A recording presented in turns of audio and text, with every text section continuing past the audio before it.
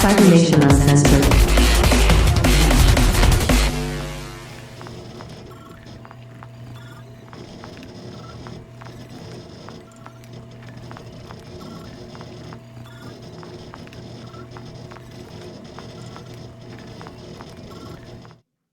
Hey everyone, welcome back to Cybernation Uncensored. I am once again your game master for Blade Runner, and these are your Blade Runners.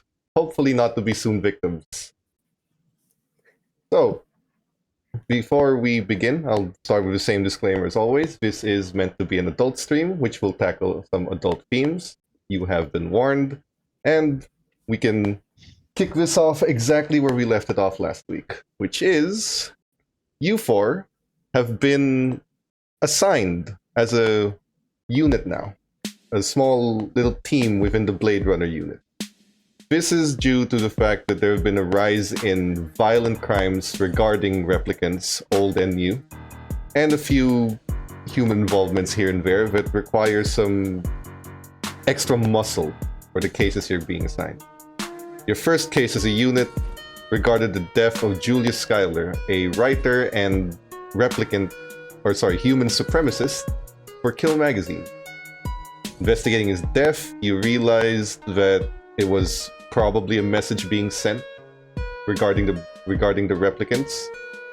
And upon further investigations, you found out that one of the people involved was a replicant built with Tyrell Corporation's style of building, based on his biodata, rather than the current Wallace Corporation. And before you could really do anything with any of this, on the second day you have a second victim. Lisa, who was Julius's one-time lover and obsession. Also someone for Kill Magazine, formerly, who used to write scathing articles about the replicant menace in society. But as far as Lieutenant Rogers found out, she just wrote it for the clout and the money. Doesn't really believe in what she was writing. Still, she died for it, and according to the reports, in much the same way. You four are on your second shift. You have this information, you have the news, you also have all of the evidence you collected from before. How would you like to start today? I want to go to Lisa's crime scene. See if there was just to take a look around, and because there was no additional information given from last time, right? It was just that, hey, Lisa's been dead, and it looks kind of the same as before. Yeah, that's all the cops reported. Have, right? But because this is an ongoing Blade Runner investigation, the beat cops did not look into it any further and made sure the evidence was attached. I will remind you, Nolan, that we had said before that we were going to double up, so that yes. we were backing each other. We were keeping each other's backs.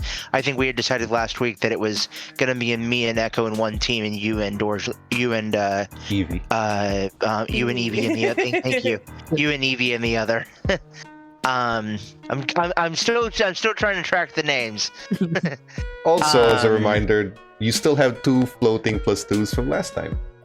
Our lovely little audience. So you can use that as an advantage, which you will have to declare as you roll. Or you can use that to ignore a point of stress when you push something. Speaking of bonuses that we get at the beginning of each case file, we don't need to role play it, but I will just kind of, as we get the stuff, I will kind of tap on the desk of the boss and have him hand me my envelope again. The issue here is you actually get ejected for this because technically you're on the same case file, same killer. Are we? I thought we got a new case file because. Oh no, Lisa died, but it's the same method. So for now, it's being treated as the same killer.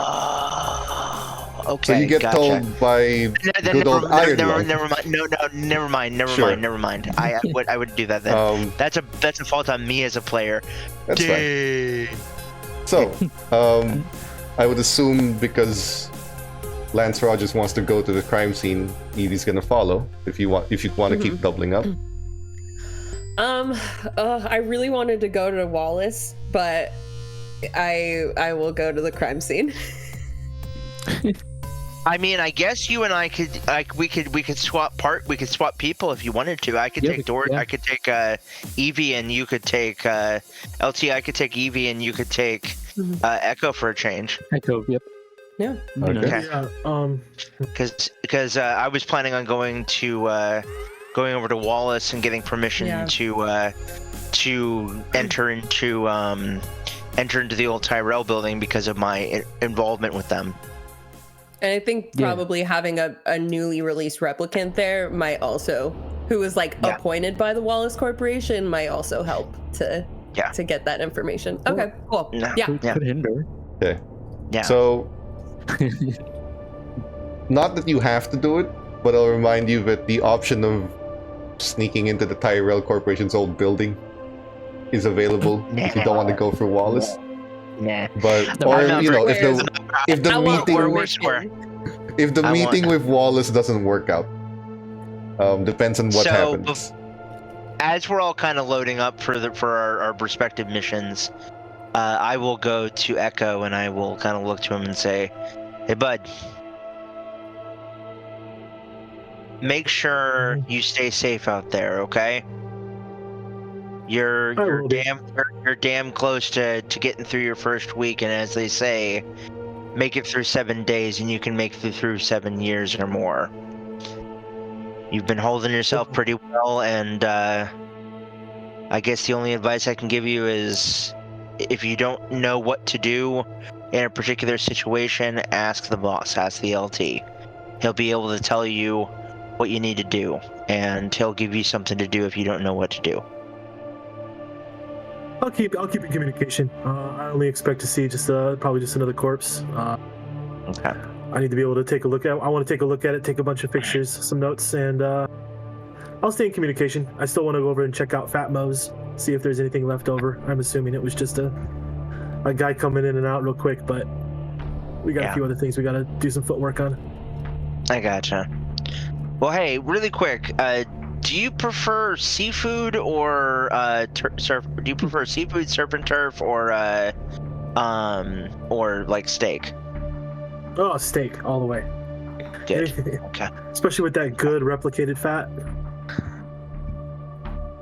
Okay, good to know. And he'll just slam on your desk and be like, "Good, keep it real out there, buddy. Stay safe." And he will look to you, Evie, and he will say, "Evie, you ready?" Yes. All right, let's go. Holstering his weapon in his, or not in his holster, but down on his hip, making sure he's got enough ammo for what might come. I got my gun right there. Evie doesn't say that. That's all I need. Mental thought. Let's start with if you don't mind, I'll drive. Oh. Yeah, you want to drive, Echo? Yeah, I'll drive. I guess we're gonna go check out the Lisa body and the crime scene. Absolutely. And then we can zoom around to a few other places after that. Okay. Yeah, absolutely. So, go ahead, GM. No, go ahead. With just to make sure I got this right, with Lance and Echo, our relationship has been like really distant so far, and this is kind of on me as a player. I can't remember how new you are to the Force. First day was like the first day when we got the case presented to us was my I had unwrapped my badge the night before. Straight out of the academy, yesterday. Yep. Straight out of the academy. It's Lance Rogers. He, after the night he had last night, being a little too intoxicated, he definitely is not remembering too much well. So like he just sees, I see you just sitting there, and then you say, I want to drive. I'm like, oh, you kid's got gusto. Toss you one of the spinner keys. Oh, and I'm gonna. I gotta tell you though, if you're gonna be doing all that drinking and everything like that, you gotta stay up on your vitamins, your supplements. It'll keep you going. It's the only reason I got through the academy. Academy schmademy. When I was back in the academy, it was a piece of cake work. It was easy. But now, Now y'all are put through some weird shit. Anyways, let's get a move on. Where the others think we're not doing anything. Drills? What drills? Alright, we'll start with the crime scene. You guys fly over to Little Tokyo, back to the same apartment where Lance Rogers first spoke with her. It would be a little harrowing to go back here just a day before she was alive and well, but that's up to you. You've been on this force for a long time. You know that holding on to what ifs, if you could have done anything, if you could have changed anything, is not going to solve the case any faster.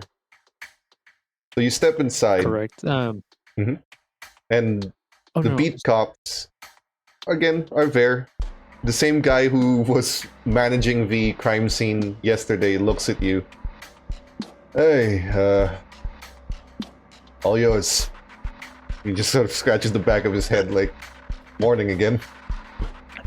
Morning again, huh? Same shit. Same thing, same gruesome shit. I've got my people watching everyone in the apartment just in case. We evacuate the entire floor for now. Make sure no one contaminates. Real quick, before we look around, anything obvious of note that you've noticed? Everything's the same as the last case, but he looks inside. Well, he just looks around. It's a little messy in there. He just looks at the apartment. It's really messy. Like a tornado hit the place or something. It was probably like that like yesterday, so I'm sure it's fine. Her body can't have added to the mess. Well, your call then. He just lets you in. By the way, the woman who found the body apparently is a friend of hers. Her name's Anna. We held her in the room next door if you want to speak with her. Thank you. And then I look at the officer, and I said, Officer, what was your name again? Langley, sir. Langley. Well, Langley, it was good to meet you. Thanks for taking care of what you got here. Now let's let the real boys do some work around here. Oh, I don't look at your Echo job. and give him a wink. I'm gonna before we go in, I'm just gonna make sure I get a shot of the entire room, so we can pan and zoom later. When it comes to the Esper walls, when it comes to the Esper tool, I can just use a normal camera to take the pictures and then use the Esper tool to zoom around later, right? Yes, you can. You can also use the Esper because it's sort of like Big Brother on steroids. It is every security camera in the city, every camera that exists in the city, anything that can record something goes to the Esper. So it's like anything that is recorded is there. You just need to obviously make the connections roll with your promotion points to access the Esper. But as far as your data, if you took it yourself, you have access to it freely. So you can take photos. He wasn't exaggerating. The body placement. Yeah, he wasn't exaggerating. This place looks like a tornado hit it, and then a tsunami struck right after. And then everything just dried out and was left there. That's Lance, was it like this when you left last time, or is this a little bit worse? Can I look down at like what looks to be your clothing, and then like just get a little bit closer to it? And can I tell if it was wet, like a tsunami has passed? Or was that an expression? No, the body looks like it's been soaked in water. Like that wasn't just an expression. Like it looks like her upper body, like chest up, is completely soaked, and her hair is just wet and dangling from the back. There is no blood anymore, like a giant pool like before. If you recall, Julius Schuyler was sort of cut in the back. There is no blood this time. But there is bruising around the neck, and again, her entire upper torso has been completely drenched. I look over at Echo. I'm like, looks like asphyxiation, stranglement, maybe something in the bathtub or a kitchen sink. Be some clues, somewhere to start. And then I look around. Are there any obvious signs of like struggle from since I was there yesterday? Would I've noticed anything that stood out as signs of struggle? Observation. Awesome. First roll of the evening. Echo will just be documenting, or is there something you want to look around in this room? Yeah, absolutely. I'm taking pictures, taking notes. The only thing I would say is I'm looking for any damage to the body besides the bruising around the neck. Try your medicine. Asphyxiation. And remember, we now have 3 +2s floating around. Latest one from Birdzilla. Thank you. Oh, you know what we did? We got right into it without even saying who we were. I just realized that. We did. That is my bad. But there are some names showing up on the stream right now, and I will have you guys introduce yourselves at the end of this. Birdzilla, I see you. Birdzilla, I see you. Okay. No, but anyways, sorry. Yeah. Yeah, back to that's the game. observation and medicine for Echo if you want to investigate the body. Ooh. Oh no, that's a failure. No. Yeah, I don't know if I'm gonna push it. I think we're gonna be able to figure it out through normal deduction how this happened. But I was just looking for body pierce, like an actual stabbed with a bone saw, like what happened with Julius. I guess we're not seeing perfectly anything fine. You see like the bruising. That's the most obvious thing. You don't need to roll to that, but that other than that, you don't really see much else. Just the bruising back of the neck. For Lance, first off, the bathtub is filled. And there's some... Well, there's no bath salts or anything. She's not that fancy. But it is filled up with water. And there is some water spillage on the tiles of the bathroom floor. Not like the bathtub overflowed. But you know, like you fill it to the brim and then something gets in and it just kind of spills over. There's that. Okay. It does look like there's a number of... things set up like bathrobes, towels, some shampoo, conditioner. It very much looks like to you that she was preparing for a bath. And it also tracks that she's wearing home clothes. Just a tank top and some shorts.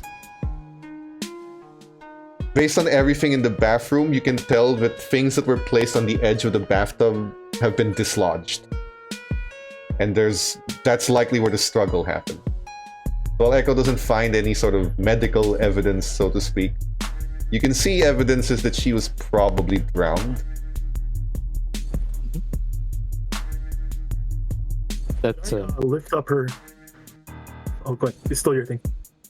No, you go. I was gonna kind of lift up her head and obviously, I want to make sure she wasn't just a replicant after that one that got Evie. Can I check her eye and see if there's anything there just in case? So check to see if she's a replicant. It's actually pretty easy because same with Julius, they ripped out her right eye. I misspoke last time. It's right eye where the serial number is. Ooh. But they ripped out her right eye and just put it there with the same message carved on her chest and basically the entire torso. You can put the scanner through the eye and she is not a replicant. Neither was Julius if you did the same thing. Like, neither of them are replicant. And this is a way of telling even though there's no code on the eye? Like a 100% check? Yes, because the scanner would sort of emit a small light that shows you the code in the eye. And even if you rip the eye out, the code would still have a remnant over the sclera there. Of course, if you want to be triple sure, you could spend a bit of promotion to have the body go through CSI, an extra bit of CSI to check for the biodata. But otherwise, because remember, Evie found a replicant that was made through older means. But this woman, people have known for a while. She has a huge employment history, longer than the 4 years the Nexus 9s have been around. So it's up to you if you want to spend that kind of point to call in for a CSI. No, but I will ask the officer real quick. Well, after I did this, who reported the body first? When was it found? Yeah, just one person reported and saw it. Her name's Anna. She's in the room next door. You want to talk to her? Right. Okay, and the one she was out drinking with, as part of her alibi from before, I think. No, that girl is still in her apartment. She doesn't know about this yet. Anna's apparently a neighbor. Okay. She lives in the apartment next door. We just left her there for now in case you want to speak with her, but she's a little spooked. Yeah, what do you think, Lance? Well, seeing as the last lady I talked to, I got killed, I don't think it'd be wise for me to go talk to this girl. So, Echo, this one's gonna be on you, good sir. Let's see how the new guy handles it. In the meantime, though, do you want to just go absolutely make sure that whole drinking thing, alibi she came up with last time happened with the other witness down the hall? Yeah, I'll Sorry, sir. The other witness is we put all the other people on this floor on the lobby just to make sure nothing gets happened in the crime scene. So if you're looking for anyone other than Anna, she'll be on the lobby. So I got my photos, I got my notes. I'm gonna go knock on her door. There's a beat cop inside keeping watch on her, and he just nods and lets you in. And you see her. She looks like she was preparing for the day. Like she's got some makeup on, she's got nice clothes, although they're a little disheveled now. She's crying. Her makeup sort of streaming down her face now while she's wiping it off. Oh god. Oh god. And she's still kind of just in her own head, reeling back and forth in distress.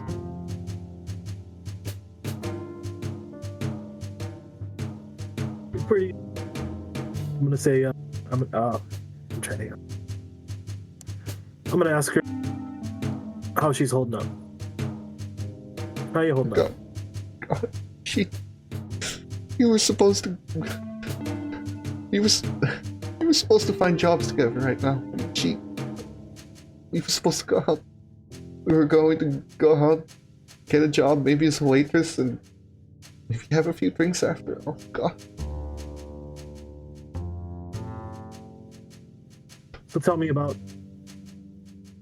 when you walked in, when you discovered it. What was that like? Why were you there? You mind talking to me for a minute? Her door was unlocked, and that was weird. She never unlocks her door. She never leaves it unlocked, especially after the whole Julius problem. She well, I walked in and it was just a mess.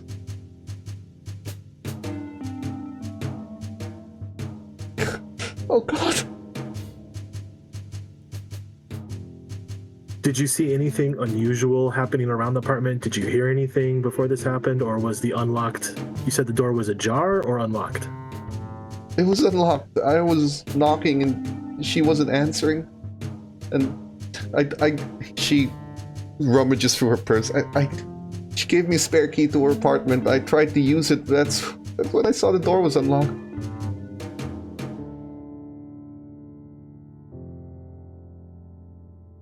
You said you were looking for jobs together, and then you were going to be going out drinking later. And like that. So you had a specific appointment set up with her to meet with her, or were you just going over to check on a friend? We were going to go look for jobs together. She was taking a while. I was already set up. She hasn't said anything. She hasn't replied, and I knocked on her door, and she wasn't answering. And I tried to go in, and God, no.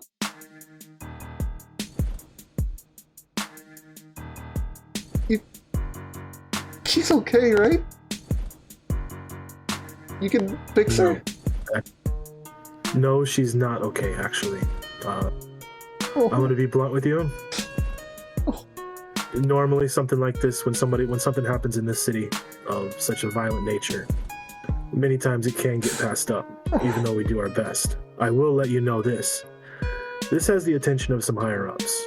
Whatever's happening here, Everyone on this floor is going to be safe, and whoever did this to her is going to be caught and brought to justice. This isn't something that we're going to be overlooking. This isn't something we're going to be pushing into a file cabinet. Can you roll your connections? I knew it was coming. There are free +2s if you'd like to call an advantage on anything. That's why I gave it to Echo. My connections are really good, but I wanted to see how the new guy's doing. I'll do an advantage just because I have a really low rating on this. Just click the advantage when you roll. Very many connections. There's your advantage. Yeah. And there's your critical. One of us. Nice. One of the +2s is done, but she looks at you. It takes a minute, and she sort of breathes in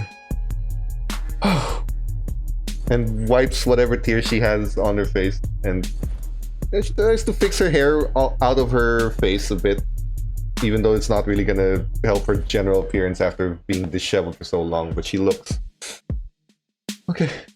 If you need anything that might help, if I can give anything, I'll just feel free to come by. I'll help however I can. You let us know. And I'm going to give her my contact information for George. The investigate. She takes it and she very intently puts it in her wallet. Like, she is making sure she doesn't lose that. Unlike most people who just sort of casually take it and pocket it. She's very intently taking that and putting it in. Before I go, one last thing. Yes. Was there anything dramatic that she had been talking to you about recently? Anything unusual? Anything she was passionate about, excited about, out of the ordinary?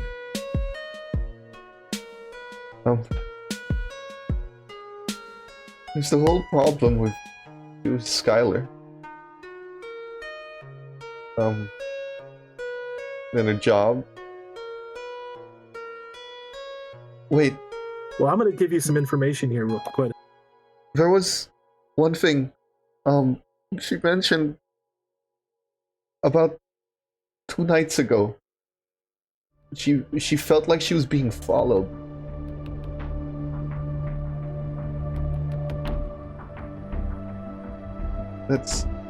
She didn't elaborate on it. She just said that there was a feeling like she was being followed. Last thing, I'm gonna confide in you something. See if it jogs any connections in your brain. Julius, you've brought him up a few times. Obviously, you know how they were connected. I know how they were connected. Yeah. Julius is also dead. He died yesterday, and now she's dead today. She died. He died. God. He died before she did. He's not a suspect in this case. So let me ask you, if it's not Julius, is there anyone else besides this mysterious person who was following her who might be involved? He kind of thinks. By the way, her language sort of suggests that she knew Julius was dead. There's that guilty look on her face, like we were gonna drink to that. But she does sort of look. She's made a lot of enemies doing her old job, writing those articles. I told her to stop. There was one guy, a bartender at the Viper. It's like this shitty dive bar a couple of blocks from here. The bartender was an N9.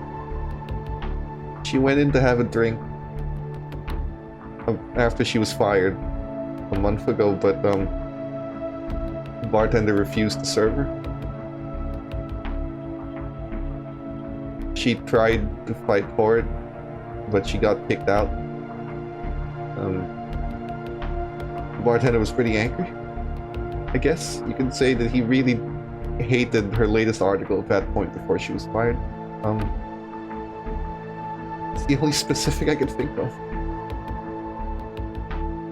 Well, I appreciate your time. Call us if there's anything else that happens, anything else that comes to your mind. Yes, of course. And of course. I'm gonna walk out, leave, and just let Lance know I'm done. Rogers, you go to the lobby and you try to find her old drinking buddy, yes? Yes, I do. Based on description and name, you do find her. She's just sort of hanging around here, not sure what's going on. The LAP didn't really tell them much other than there was a crime scene upstairs. So they're sort of made to hang around here and wait. So when you call to her, she goes up. Officer? What was her name one more time for me? I don't think they ever gave the name. Yeah, we didn't get a name, right? Yeah, he never told you the name. That's probably why I drew a blank. I look at her and I say, ma'am, you were a friend of Anna's, right? Lisa, not Anna. Lisa. Anna was,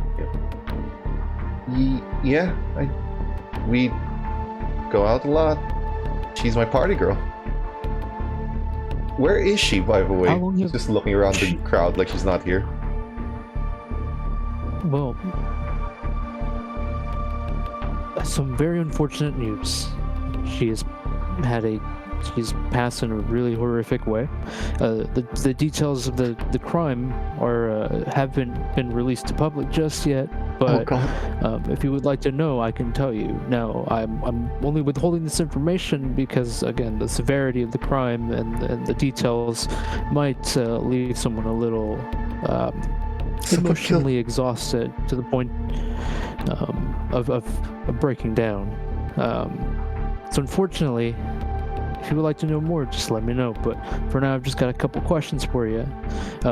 Last night, you said you were going to go drink with her. Is this correct? Yeah. We always go out drinking. She said she was going to introduce me to her new friend, neighbor. Okay.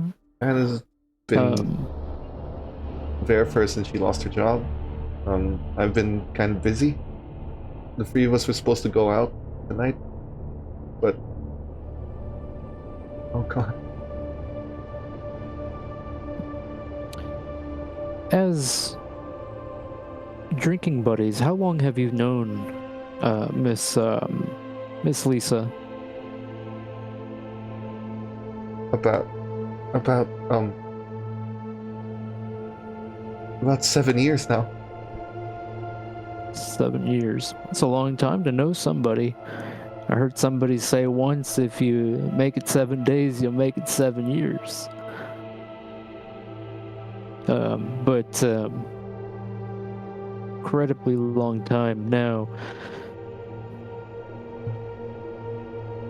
What is? Yeah, I look at her and I just kind of like pull my glasses down and say, I know you didn't ask for this, but your friend has perished. She has been murdered brutally by either some kind of person, which, again, we don't have too many details, but before I start drawing conclusions and giving you the wrong information, just know your friend has been murdered. My condolences. Sure. Thanks, I guess. I'm sorry, officer. Is there something else I can help you with? This is very upsetting news to receive in the morning. She just sort of sits down, kind of looking like she's getting a little dizzy. I pull out my cigarette box, just like look at there. I haven't really had a chance to like restock it because I didn't grab cigarettes the night before, so there's only like 2, and so I hand her one of the 2, and I take one and I light hers first, and then light mine, and just give her a couple seconds to do her thing. Her hands are shaking, but she just takes one long drag. Sorry. What, do you need anything from me, Vin?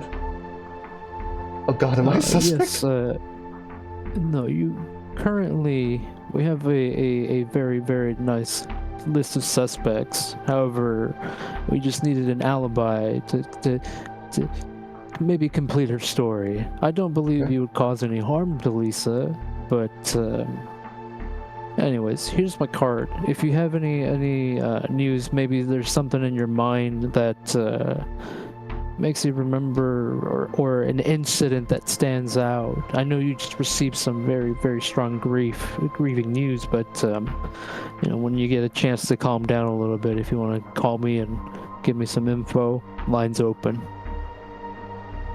You spoken to Anna? I believe my partner's speaking to her. Lisa mentioned something about a bartender kicking her out when she got fired. I was working a night shift and I wasn't with her, but she said that she talked about it with Anna and we were supposed to go over it now. But she might know more about it. Okay, I'll keep that in mind. I'll ask her. Maybe my partner's gotten some information, but so far as for now, we're just gonna bring the right people to justice and hopefully prevent any more kind of murders like this. Okay. She sort of just leans back and just eats through that cigarette. I can imagine. I mean, I haven't finished mine. I just hand her mine. Toss aside, takes yours, drags it out. Echo comes back. Hey, okay. Echo. So, you guys can inform each other of the evidence. You do not have anything to submit yet to LAPD, so to hold off on promotion points. But right now, at this shift, is there anything you'd like the LAPD to do for you in exchange for those promotion points? Any kind of investigation you want based on things you've collected so far?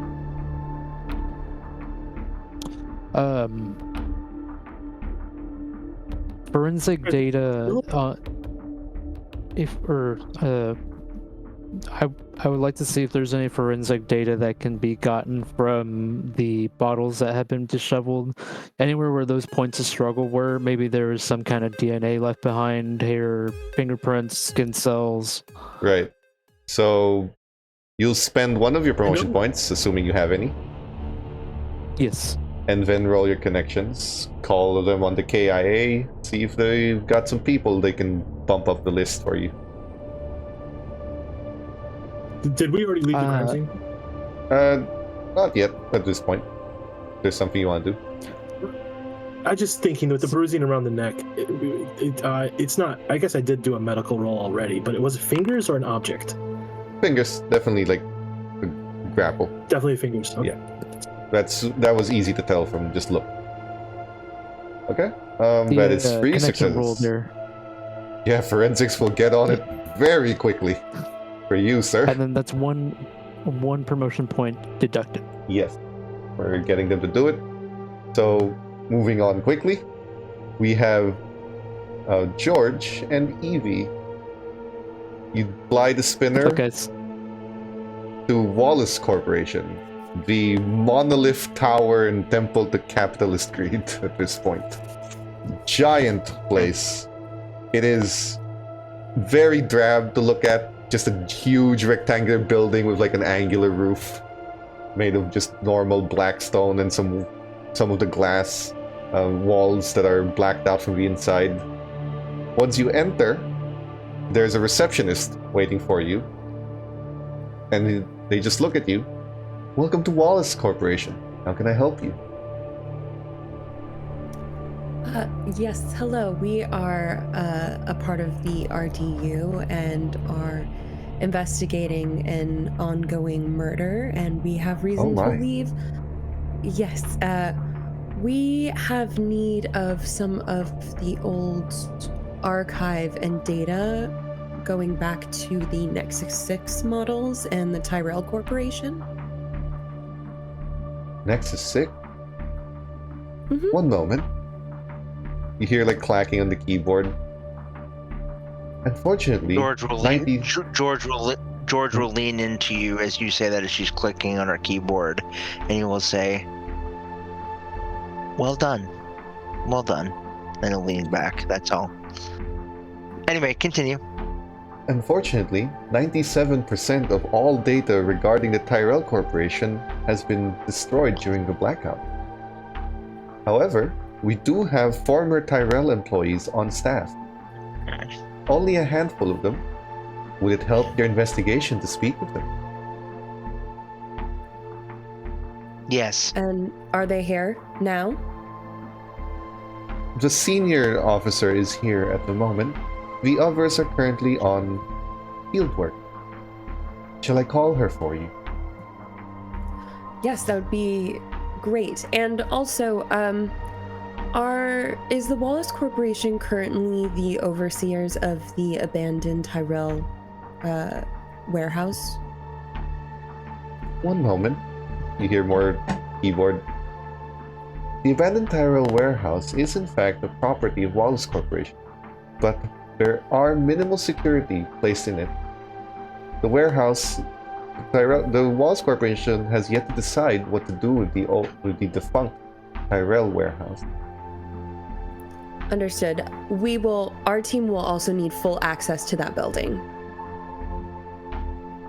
I will have to contact my supervisor regarding access. Perhaps you can speak with... She looks at the name, or he looks at the name. Miss Miranda Stiles, while waiting. That is the Perfect. senior former Tyrell Corporation officer on staff at the moment. If you would step to the right, there is a waiting room for you. Thank you.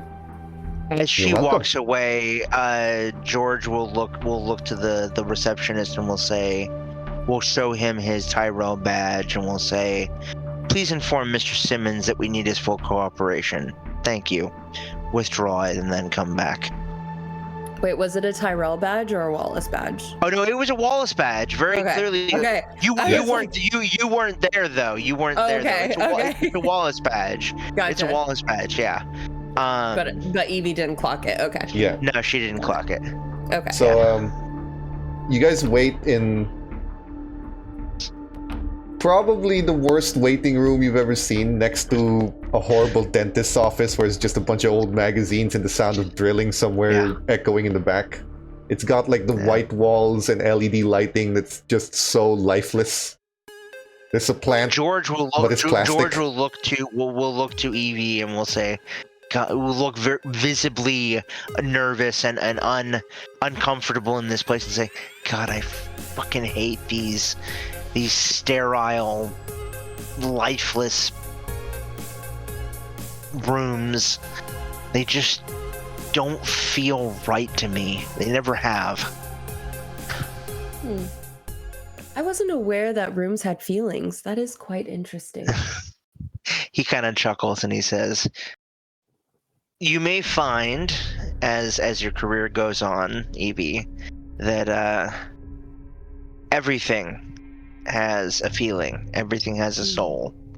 Even if a room only has a soul because of those who have been in it and the things that have existed in it. The condition of a room, the look of it, the smell of it, even the taste that you can sometimes get from the air if you're really in the zone.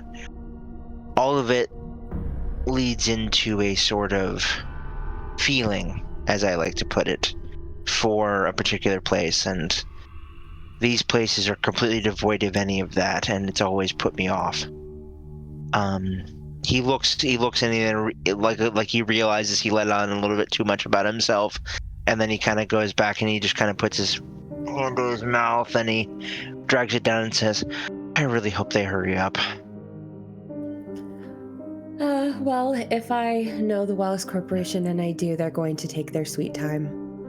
Oh, you are right. You are right in that regard. It's best not to show that it bothers you too much. He reaches into his pocket and pulls out a flask. I know you can't see it, but he pulls out a flask and takes a drag off of it. He's like, "This should help." on a normal basis, and this is important, Evie would be right. The Wallace Corporation would have you waiting here for maybe an hour. Yeah. However, maybe they're having a good day, maybe it's something else. Whatever the case, the woman shows up in about 10 minutes. Miranda Stiles, who is the senior officer, is, according to the profile you've been given, is about a woman in her late 40s. She was a Tyrell Corporation member, not anyone high up during that time, but she was part of it. She was part of the replicant process as well. Now she's sort of overseeing the Nexus 9s as a senior officer. She walks in and she looks about on the Anne Hathaway side of the late 40s. You know, she looks like she aged, or gracefully, or rather hasn't aged. But she moves forward. According to her data, she hasn't had any kind of bioengineering done. And it's also very surprising that the Wallace Corporation is willingly giving you biodata on one of their employees. But without you asking for it. But she walks forward and sits down in front of the two of you. Officers, I heard you were from the RDU. Can I, as she's coming in and or right before she comes in, as we see like the ding on the light by somebody's coming into the room, can I lean into Evie really quick and say something? Go. So I will lean into you, Evie, and say, I'm mainly here in an observance and backup capacity. Evie, this is all you, and I am very impressed with what you've done so far. You run with this, you do what you feel is right, and I'll back you. Thank you for allowing me to take point. Of course. Straightens herself. He'll just very lightly pat you on the back and say, you got this. You got this, kid. She sits down in front. And he... Yep. I heard you were with the RDU? Yes. We are Blade Runners, and we are looking into an ongoing murder investigation that appears to be evolving into a potential serial killer investigation or case. What does this have to do with me? We have reason to believe that the replicants that are responsible for this recent violence are Nexus 6 models. Of course, that should be impossible, seeing as how it's been over 4 years since any Nexus 6 model has been created. It appears that new ones are being made. That's impossible. Any data on creating the Nexus 6s has been destroyed in the blackout.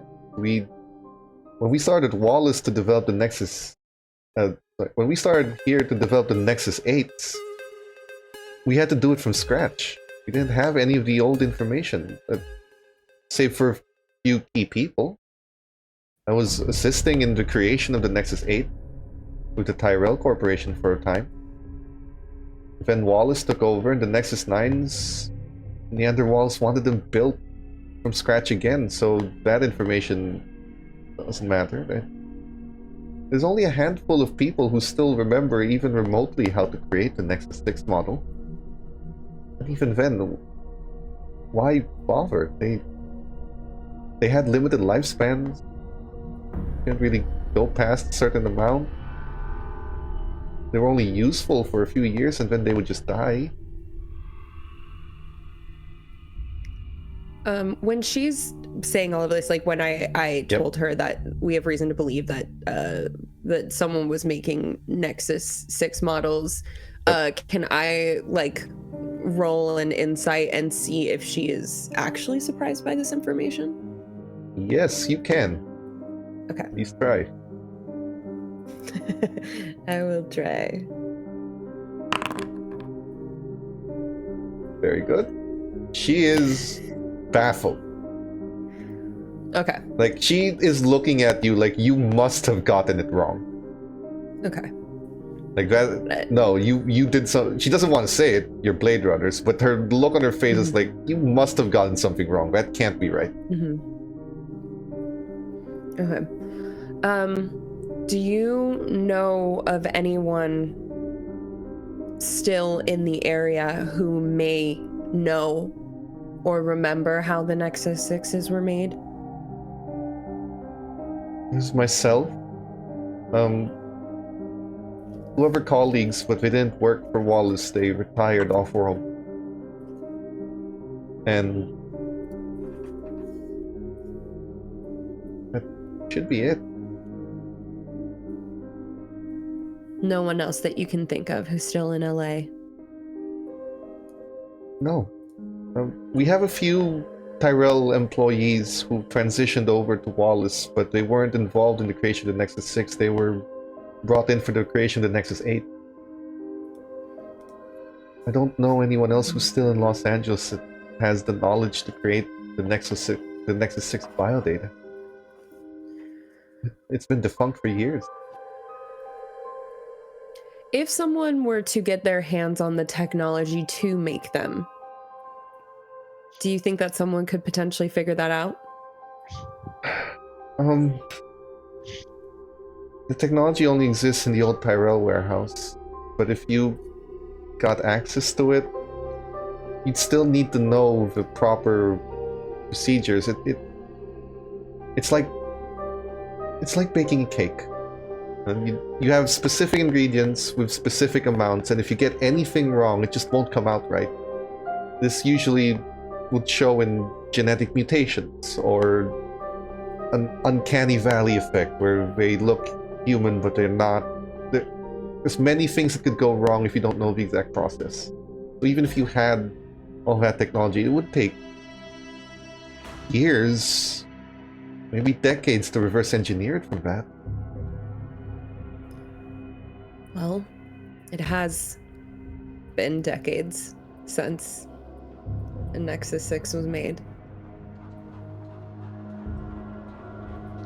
I'm sorry, but if you could... Pardon me for jumping in, but ma'am, would there be any chance that we could get a list of maybe some of the surviving, maybe not employed by Wallace, but some of the surviving local on planet, in the city specifically, remaining personnel that might have some kind of idea around how to at least figure out this kind of information and use it for a specific purpose, that might still be alive or maybe not be alive. We might be able to, maybe we think they're dead, but they're not exactly dead.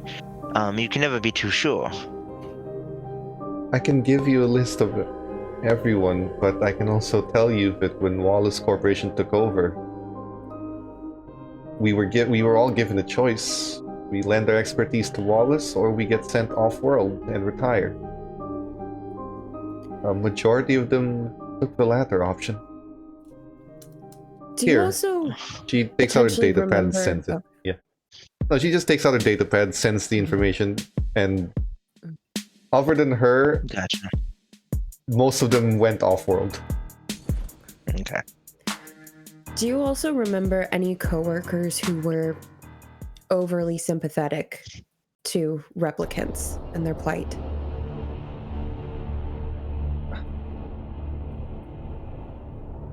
Given what you're investigating, this might be a little damning, but I never liked how the world treated replicants. They weren't... We tried to make them more human-like, so they could integrate better with humans. We never foresaw how much hatred they would draw. Anyone else that you remember who felt the same way that you did? There's a number of them on the list. It's hard to be working on replicants and not feel bad that your creation's so despised. I would imagine anyone on that list I just gave you would be, but like I said, most of them are almost all of them are off-world. I am the only one who stayed behind to work for Wallace Corporation, and well, I can sort of see why they left. I will tap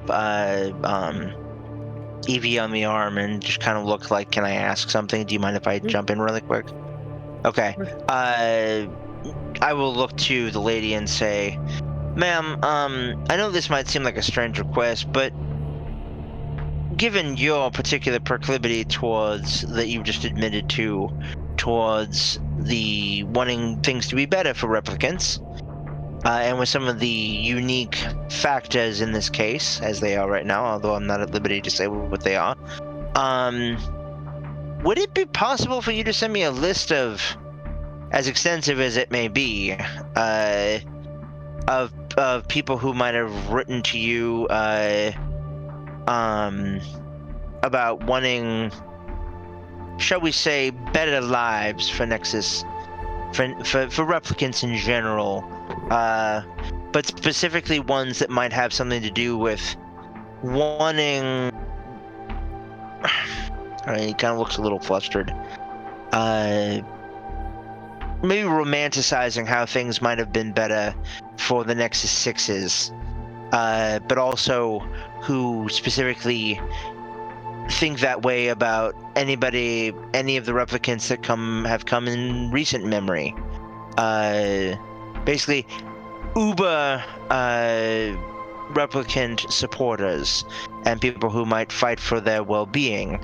I'm sure that your company gets many things of that nature, and he just kind of pulls down his shades and looks directly at her and winks, and says, "I'm sure that that's something that this company receives quite a few of. If you could give us just even a short list, which I'm sure in its own right would be massive, that would help us out a lot, if you wouldn't mind." Of course, I can. She looked, at least on my knowledge, what I know, and she just starts sending it to your KIA. Okay. I look at my KIA. Is it like huge? On her side, there's about 20 people that she knows would be pretty manageable, fanatic-ish. Okay. She doesn't personally believe that any of them are overly violent, but they are very passionate. Go ahead, Evie. Yeah. Do you know how difficult it would be to reverse engineer the expiration of a Nexus 6? We did encounter a unit whose lifespan was only 48 hours. If you have the biodata information necessary to create the Nexus 6, it would be very easy to adjust their... She really doesn't like the word, but she says it like she has a expiration date. The biodata doesn't allow it to live for longer than 5 years, the original design, but you could make it shorter as much as you want, as long as you knew how to create it. As she looks like she's having trouble, even if she says it at the same time, I will say lifespan to try and ease her issues. Yes. It would be easy to adjust it if you knew how to create. The maximum number has always been set. That's just how the biodata has been made. But the minimum number or the lowest number is easily lowered. If it helps you at all, you can get permission from the Wallace Corporation. I can walk you through the old Tyrell building. I used to have security clearance there. I think I should still have it. They haven't really done anything to the building since it became defunct. Old clearances should still work. We are currently looking into getting permission, though I'm not sure, Officer Stone, if bringing a civilian to the warehouse would be the safest thing, if this is where they're being made. No, I think that you're right, Officer Evie. But I will say, for my own personal self, I do have and I will show my neural port right here underneath a patch of fake skin that links directly into the tracking system of and the communication system for Wallace. And I will say, I think we can avoid any kind of interruptions and any kind of issues that may come with. Well, at the very least, she puts her data pad and sends it to your KIA. You can at least take my access code if you receive permission. Oh, don't get me wrong, ma'am. We want you on comms. We want you to guide us through where we might need to go during that thing, if you can spare the time, that is. No, I understand, and I'd be more than willing. It's just that in the old Tyrell building, a physical access code present on the device was needed to access it. So you can use this to open some old building. Can you hand it? Did she just hand it to me? Does she basically send it to me? Yeah, she sends it to your KIA, so you can have it as the physical access. Okay. So you can I wasn't sure if enter. it was like an access key or something like that. She sends you the data so your KIA can act like a skeleton key. Gotcha. And as she says this, timely-wise, the side doors kind of open up, and the receptionist from before, with the same sort of eerie smile and rhythmic blinking, walks forward. Excuse me. Permission has been granted for you to explore the old Tyrell Corporation building. However, as for Agent Simmons of the Wallace Corporation, he has been on sabbatical as of late. Thank you. You're welcome. Sabbatical where, if I might ask? Indicated here is that he purchased a ticket off-world about a month ago. So he finally took that trip. Good man. Good man. Thank you. I appreciate it. Before you leave, our PR director, Lana, would like to have a word with you. With me specifically?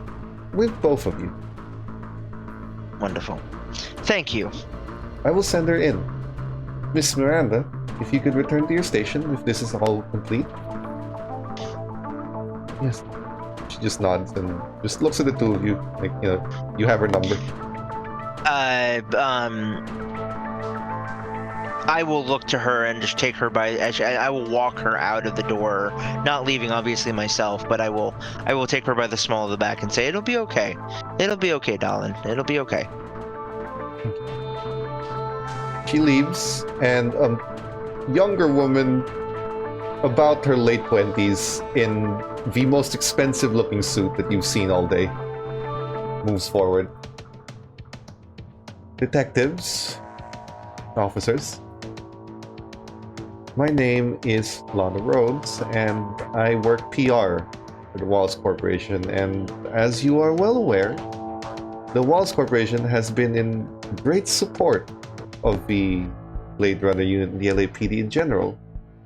And as such, we like to keep a very open and productive relationship.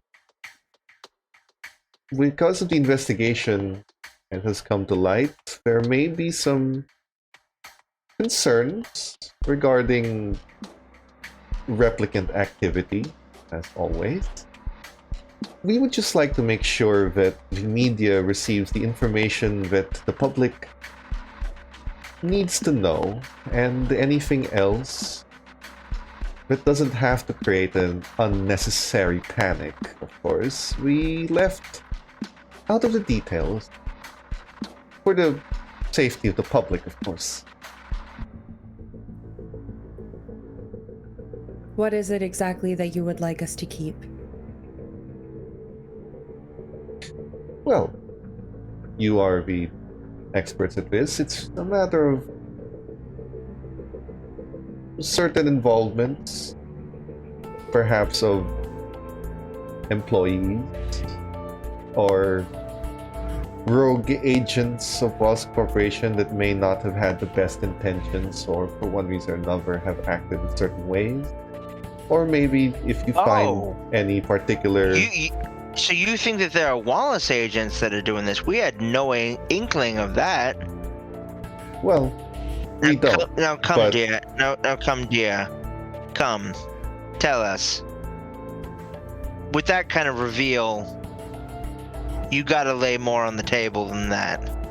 I'm just saying. Well, is there anyone who has left the company recently under more aggressive terms? Someone who was very sympathetic to replicants? We always have people leaving on aggressive terms. Part of the job. Turnover is quite high.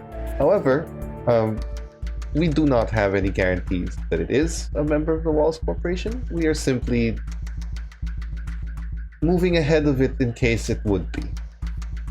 That being said... Lana, I think that it would be best for all of us if we are completely frank in this. If you want us to keep your secrets, we need to know exactly what they are. If there's anything that you are hiding from us at this moment, anyone who has left recently who you have any reason to believe that would be creating Nexus 6 units on their own dime to kill anti-replicant propaganda spreaders, tell us right now, or this will be a media shit show. That I am is standing. a manipulation role. Yes. I am standing behind her. I pull out my Wallace badge and show that it has level Sigma security clearance, and I just point to her and say, "You better listen," like pointing as if saying, "You better listen to her." Ooh, we're going with the stick instead of the carrot. Good to know. She just clears her throat. Well, as I was about to say, there is one particular issue we've been having, and we have no way of knowing if it is related or not, but after receiving the details of your investigation, we thought it might be prudent to share. She hands you a file on your... so she sends a file from her data pad to your KIA of...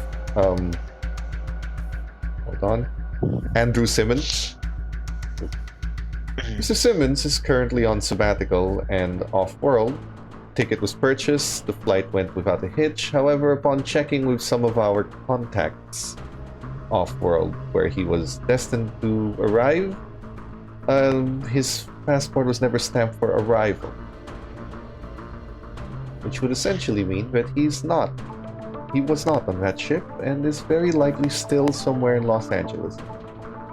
We do not know for what reason, or why, or how, but he is. How long has he been on sabbatical? A month.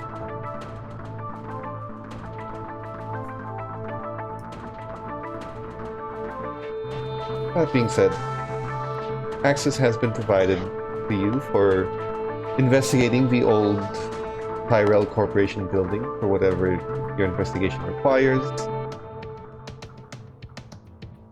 There will be security on staff who monitor the building, of course, but other than that, you have free reign to go and do whatever you want to do with the building, as long as nothing gets broken. Thank you.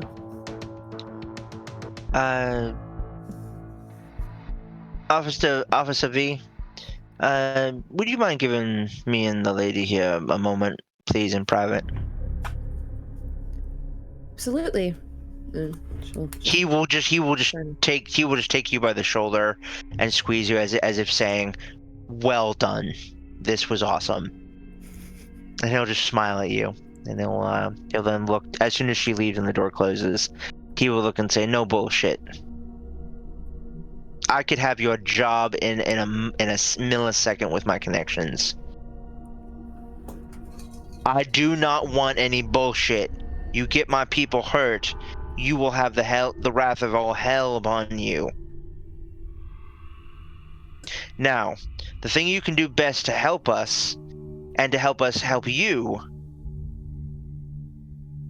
is to give me unlimited access to this number, and I will send to her KIA, or to her Infolink or whatever she has, the tracking number and the comms number for Agent Walton Simmons, my contact at Wallace, my handler. I'm sorry, it's actually Simons, it's not Simmons. I apologize, I was mispronouncing that, but it's Simons. Yep. Yeah. She gives a very gentle smile and says, well, whichever contacts you have, I would like to inform you that I answer solely to Neander Wallace, and if we are being frank here, let's be very honest, so does the entire LAPD. And given that the Nexus 9s are new, there are still some things to work out, but eventually, after the Nexus 9s have been impeccably proven to be safe and reliable, the Blade Runner unit would be a relic of the past. So, perhaps let's not do anything to speed along that process. Now, as far as cooperation, you have been given the access you need, and should you need anything else, Neander Wallace himself has authorized me to provide you whatever you require. So, at this point, it is the Wallace Corporation's interest that we keep the relationship between the LAPD and the corporation a mutually beneficial and friendly one.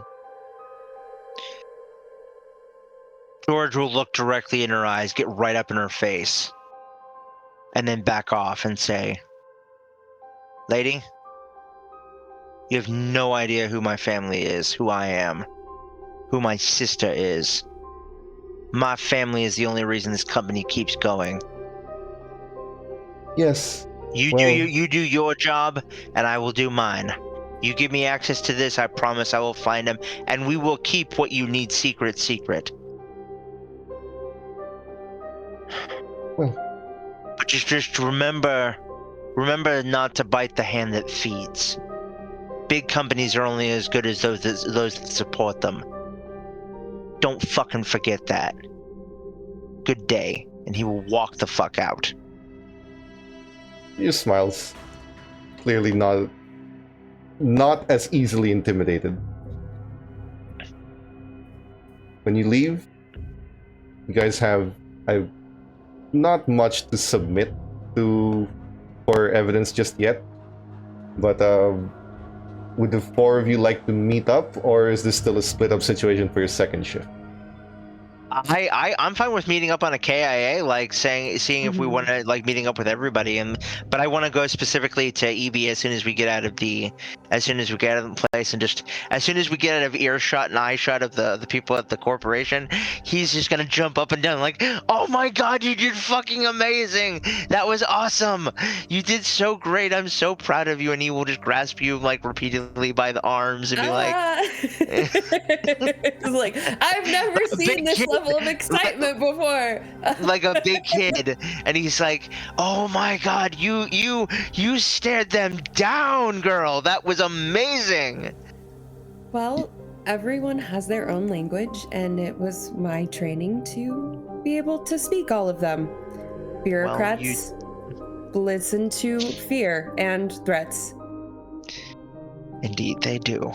I am very proud and very impressed, and you can bet your bottom dollar that I will be putting this in my report to the chief about your performance. Thank you. Of course. So, on the KIA. Now, where to, officer? Or do you think we should get the rest of the team on the KIA and see what's going on? Maybe meet up. We should probably inform Echo and Lance of what we found out, see if they've discovered everything. I'm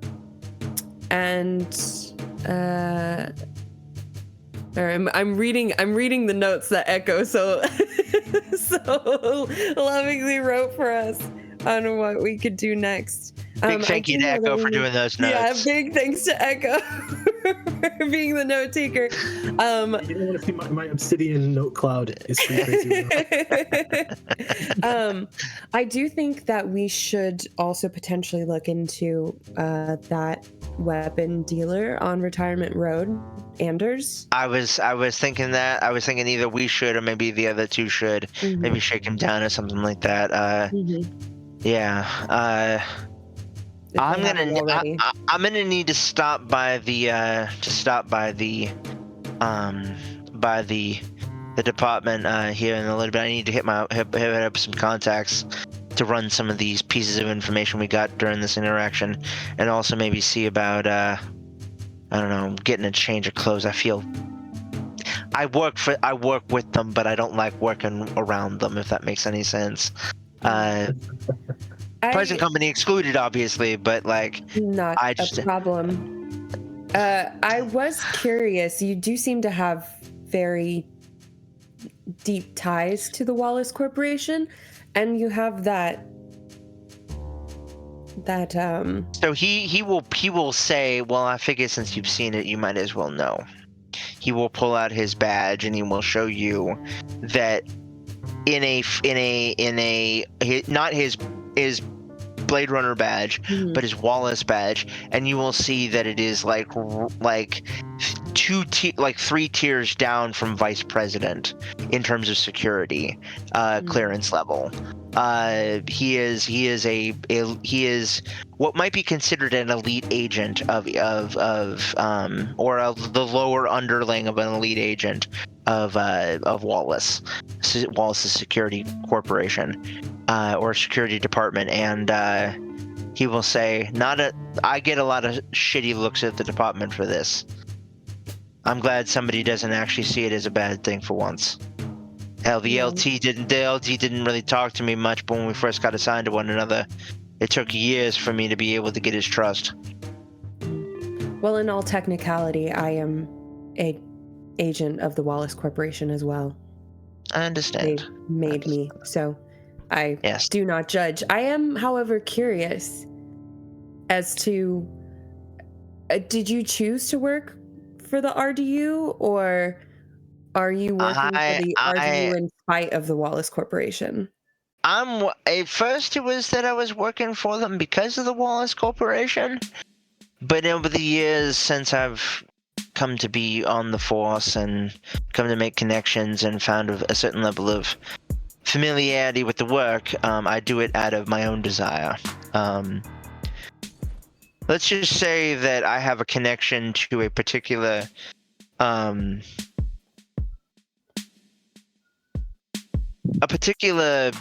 linchpin facet to the Nexus 9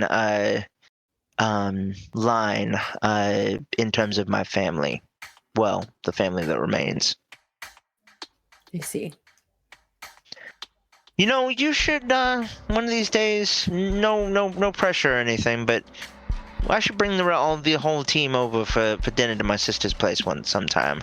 Maybe you'll be able to have some. I know you're so young, so maybe you could have some good home cooking and maybe be able to enjoy something other than synth noodles. Yeah, I have not really had any home cooking before, unless all cooking in a home is home cooking. I know it's confusing, but no, it's. Look up, when you get a chance, look up early 20th century soul food. All right. Write that down. So, yeah. Before we go to your second shift. Up on the KA. Oh, sure. This is when Lance Rogers and Echo Jones were leaving and having submitted their report and requesting the CSI, which will take until the end of the second shift for you to receive. So before the second shift starts, yes? So sorry, this is just a last minute thing that I had thought of. On the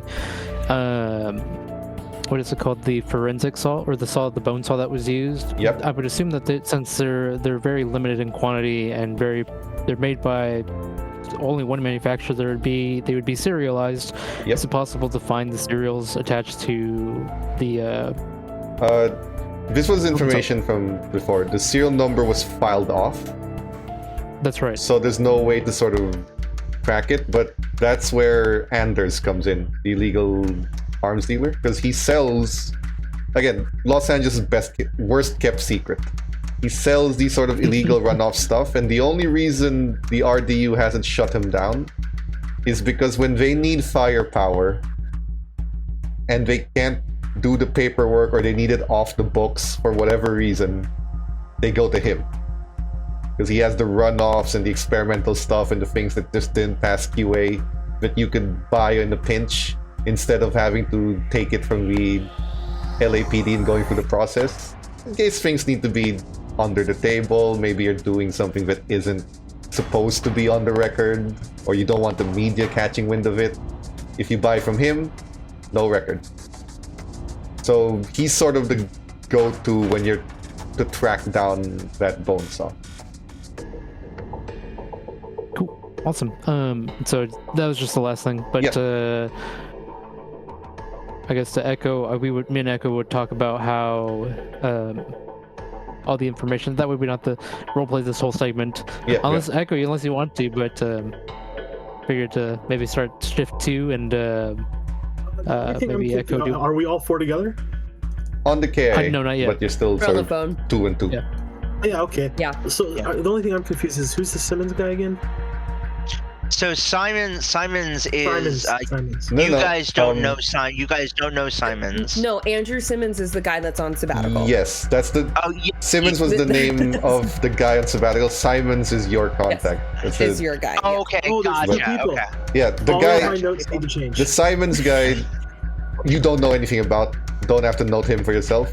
Andrew Simmons is the guy from Wallace Corporation who is on sabbatical and never went to the off-world plant he's supposed to be in. So the receptionist gave us information by accident. No, the receptionist was told to give you that information as a sabbatical employee. I was asking for information specifically on my contact. Yeah. But I think that Andrew Simmons was another Tyrell Corporation thing, so we were just getting all the information on former Tyrell people. That's a problem. That was a mistake on my part. I thought that there was a link and everything like that. I was that is so cool. But no, Andrew Simmons is a former Tyrell, but he was on Nexus 8, not the 6s. And he was supposed to be in sabbatical, never made it off-world. Something happened. Yeah. So, that's what you guys are on the KIA. What's your next steps for second shift? I will look to I'll look to LT and I'll say, you guys want to take this Andes guy, maybe run down some of this other stuff. I gotta stop. Me and Evie gotta stop by the department really quick. After being at that place, I need a fucking shower and I need a change of clothes. And I need to resuit. Like I can't. You wear off on me, LT.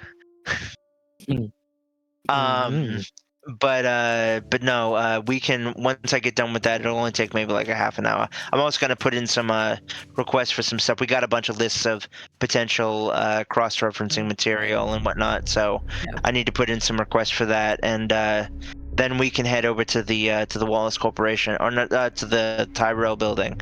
If you get done with that and you want to meet us at the Tyrell building, I'm sure that we could make that work. If you want to, I don't think it would take too long to be able to hit up Anders really quick. Oh, I don't know, man. I mean, you got underground arms dealer. What time is it now, GM? About 11-ish. By the time your second shift starts. In the morning. Yeah. So what really is a morning when the sky doesn't exist anymore? Yeah. What? Yeah. Yeah. It's like Seattle all the time.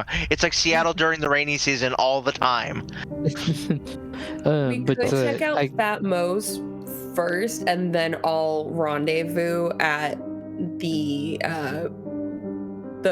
Wallace, or not Wallace, the Tyrell building, because I feel like that. I don't know. I feel like the Tyrell building. Remind me as a player what Fat Mo's was about. I don't remember what Fat Mo's was about. The hacker. Yes.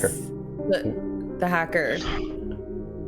What hacker? I don't remember that. There was a hacker that hacked the systems in Kill Magazine's. Oh, right. Yeah, he did it from Fat Mo's. From 10 meters away from the terminal and everything. I gotcha. Okay. I'm connecting with you now. I gotcha. Okay, yeah. If Evie and I wanna go over to Fat Mo's and you guys can head up Anda's.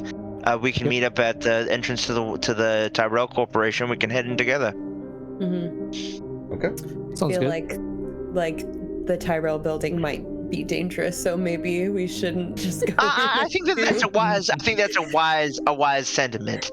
Yes. I don't know. Just my experience of going solo and almost dying. And being shot. I don't know. Yes. I have a sense. Yes. I have a sense about these things now. Yes. Okay. So. Can I really quick before we go on, as we get to the thing, I say, Stone looks extremely giddy for a moment, like all of a sudden, and he kind of looks to you, Evie, and he says, "You've never had my sister's baking before, have you?" No, you have not. I can answer that question for myself. No.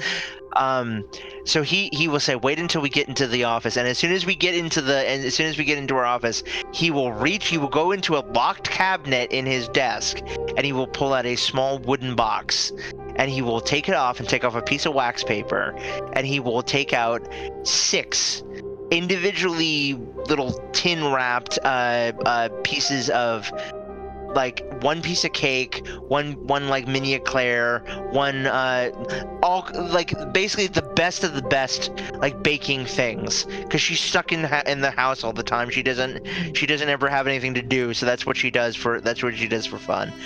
And he will say, try each one of these, and I want you to write down what you like about them the most, but specifically try and feel them. And he will specifically pull down his glasses and say, try to feel them. Let me know what you feel in your notes. And I want you to enjoy them as long as you can. I will be right back. I need to go and clean myself off and get clean after being in that place. I'll be right back. Give me 10 minutes.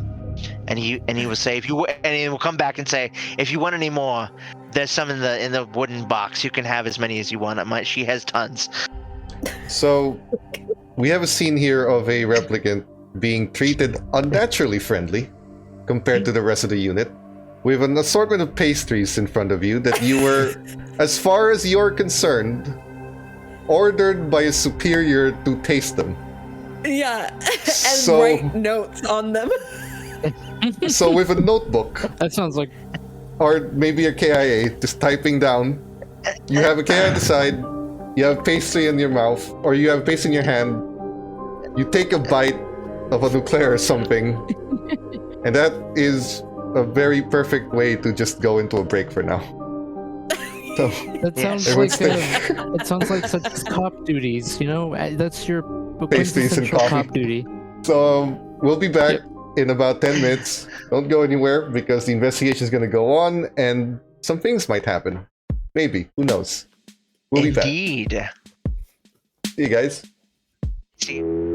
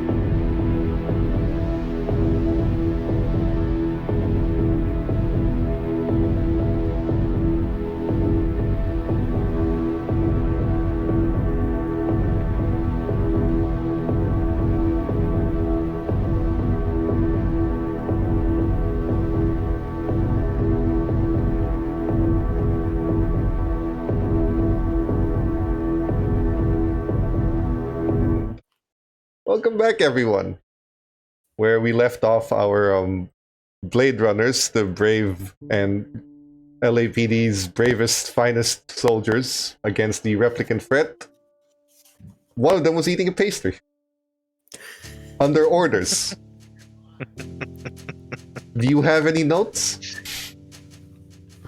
I come back like 30 minutes later after getting all gussied up and getting all changed into a proper, like, not a suit, but a very tactical kind of wearing outfit. Basically what I'm wearing now, which is basically a very form-fitting shirt and a with a vest over the top of it and a tactical vest, and just looking very much like he's ready for work. Any notes on the pastries, Evie? So he specifically said that I needed to write notes on how they feel. On how you feel when you taste them. On how you feel when you taste them. I only heard how they feel. So I wrote unclear, crunchy, and then gooey. Devil's food cake, moist. I'm thirsty now.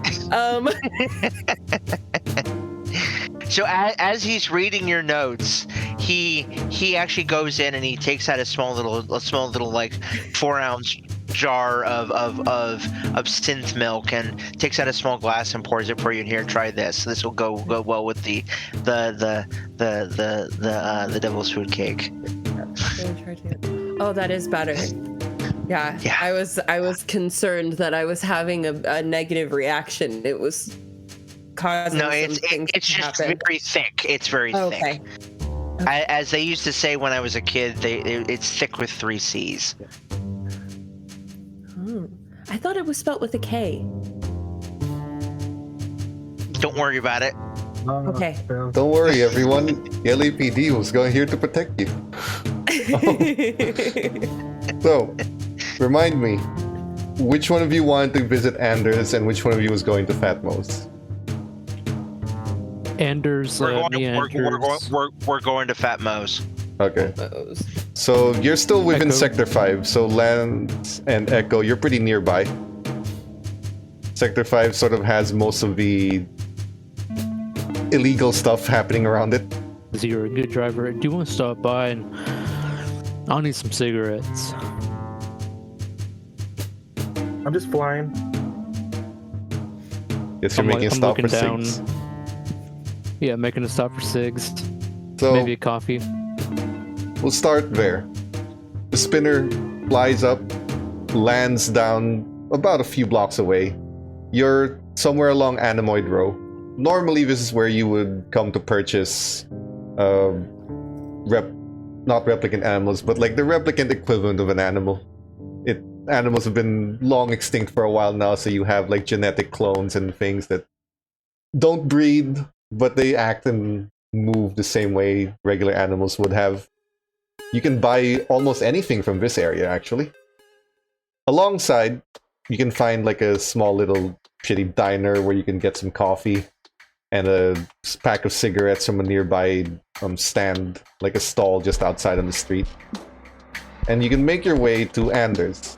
It's if you know what like a pawn shop would look like, where there's a cage around the window and a security door that they have to let you in, so there's like an electronic lock. But you can see past the window, and you can see him. He's standing behind bulletproof glass, further behind like iron bars, and there's like a small slot underneath where you can make deals. So everything in the store is behind the glass, and you just sort of look, point, and check what you want. Anders is a man, large build, about 6'4", balding on the top of his head. And he's just sitting down with like an old wife beater kind of tank top shirt that has a few coffee stains on it and some jeans. He scratches his neck, says, "Yeah, what you want? You looking for weapons? Heard knives, guns, grenade, maybe?" I look at Echo, like, what was that thing that we were looking for? One more time, it was, That's something to do with. It was, if I remember correctly, I'm gonna look over at Anders in the eye. I'm gonna say it was a serrated bone saw that can be Bone saw. a serrated bone saw that can be stabbed into someone's back to murder them. Wouldn't happen to know anything about that, would you? Sorry, the bone saw was used to carve the message. The thing that stabbed the back was a very sharp blade. Ah. Monofilament is what he said before, by the way. There you go. Perfect. So you're looking for extremely sharp sword and bone saw. Any particular model? Well, actually, we already have it. I would say we already have the merchandise. We just want to know where you got it from and who you sold it to. And at this point, I'm gonna pull up a picture of the actual bloody bone saw. Are you pulling the RDU badge? Or not yet? Like, do you tell him you're Blade Runners? This would be a good time. This would be a good. I guess he wouldn't know already. I mean, us walking in, I assume we walked in with the air of cowboy Blade Runners, but yeah. but at the same I mean, time, you have a choice if you want to walk in like a criminal rather than a Blade Runner. That's true. It's up to you. What do you guys want to present yourself as? I just went in there. I was just making conversation, like get to know people before I tell them I'm a cop. So you're not dropping the badge yet, either of you? Not yet. Not me personally, no. Echo? Yeah, I'm gonna say if we're still able to stay undercover, then I'm gonna stay that way for now. But I'm gonna say yeah. You show him the photo. I'm gonna show him the photo of a serrated bone saw like that, and say something like this. This is LAPD issue. Very hard to come by. How long sold do you think one. you could get one to? You sold one. Yeah. Sometimes LAPD have quality control issues, not meet standards of their forensics team. They send those out to dumpsters. I have people, they go to dumpster, they clean it up, try to repair whatever they can, and people buy on street. Sometimes underground doctors need tools, cannot afford most appropriate tools, they make do with what have. This looks like one of them. I had one a few weeks ago, sold it for a pretty penny. Sold it to some doctor.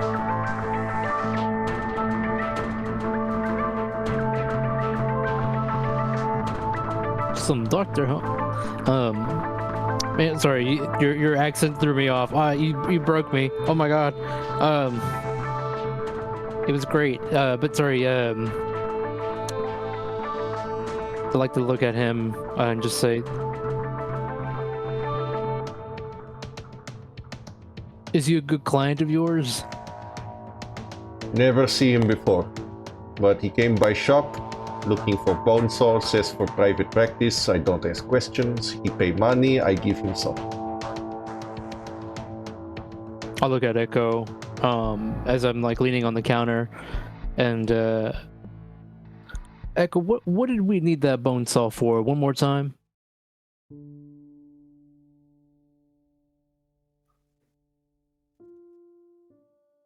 I think it's actually a good time to reveal the badge thing. Yeah. Yeah. I'm gonna push the badge. I'm gonna pull out my badge and show it to him, and I'm gonna say, well, actually, I don't think we really need the bone saw since we already have it, and we found it after it had carved up someone that was part of our case. In fact, started our case. If you can tell us if you can help us find out who that bone saw went to, you can solve all our problems. One of you will make a manipulation roll with advantage because you're basically helping each other. So it depends which one of you wants to do it. I'm a D. I'm at a D too, but we do have some plus twos in I will take connections if you prefer. I'll take that. Perfect. Then yes. So you can I'll take do that connections. with advantage. You don't have to use the floating +2s yet because you already have advantage, but if you'd like to push it later on in case something happens, you can. I'm good. I got 2 successes. Wonderful. Very He nice. looks... Lance Rogers is ready to go. No, I don't want problem with LAPD. You look for man who buy bonesaw, I give you man who buy bonesaw. Then we have no problem. Everything good. Understeal with LAPD like anyone else. He starts scrambling through some papers like, nope, not getting shut down today, nope. He takes some papers. Here we go.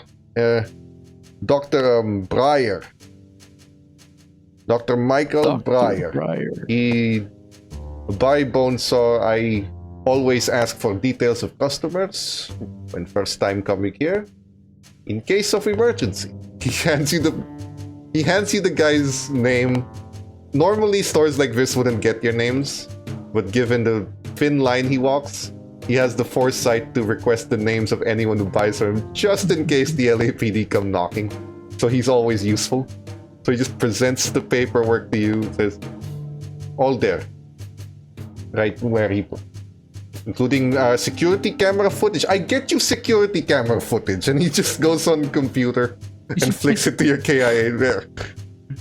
Now you have name and face. Wow, 2 successes really got you a lot, didn't it? I know. I look at Echo and I'm just like grinning. I'm grinning. Just but like it's probably the first like actual human expression that Lance has actually made to a team member.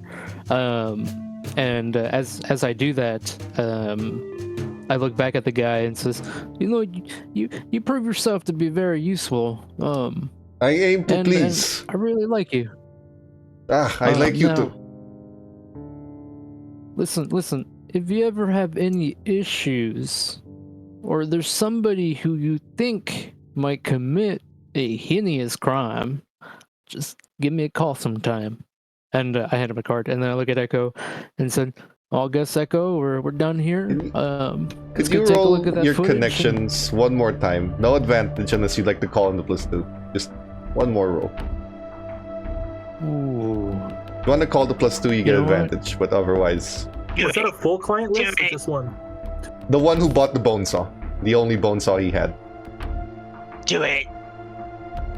Do you buy the +2? Is that what you're telling me to do? Yes. All right, I'll buy a +2. Okay. So that leaves us with just one left floating, and you have advantage. Might be worth it if you pass. Excellent.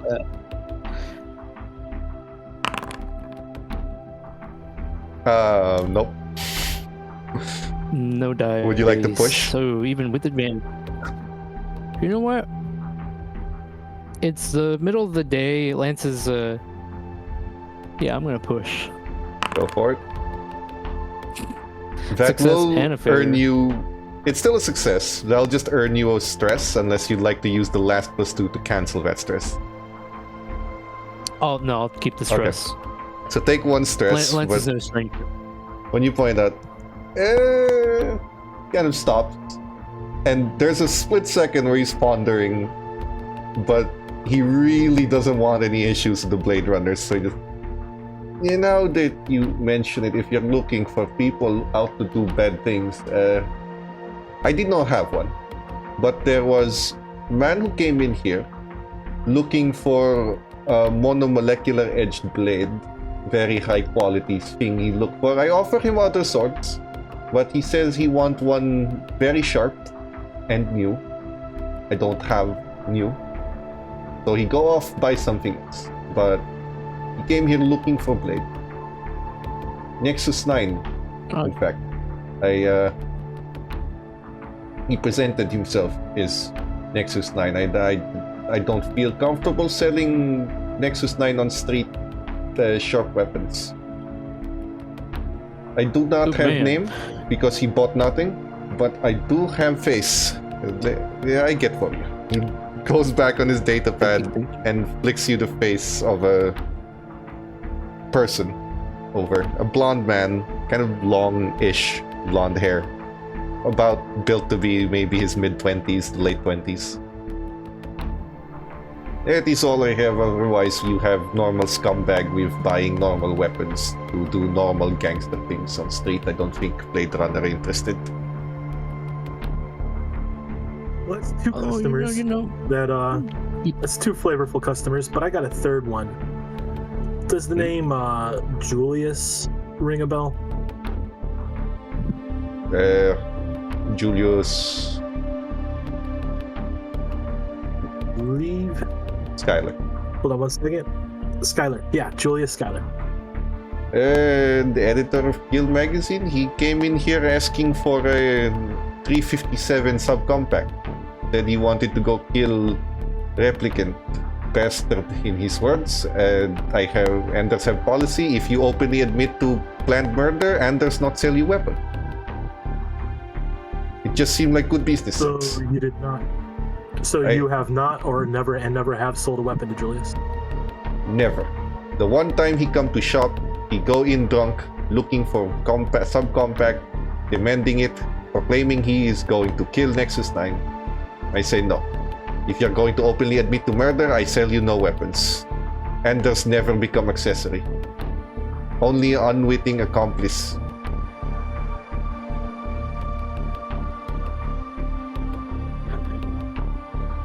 I am humble. You're a good man, Anders.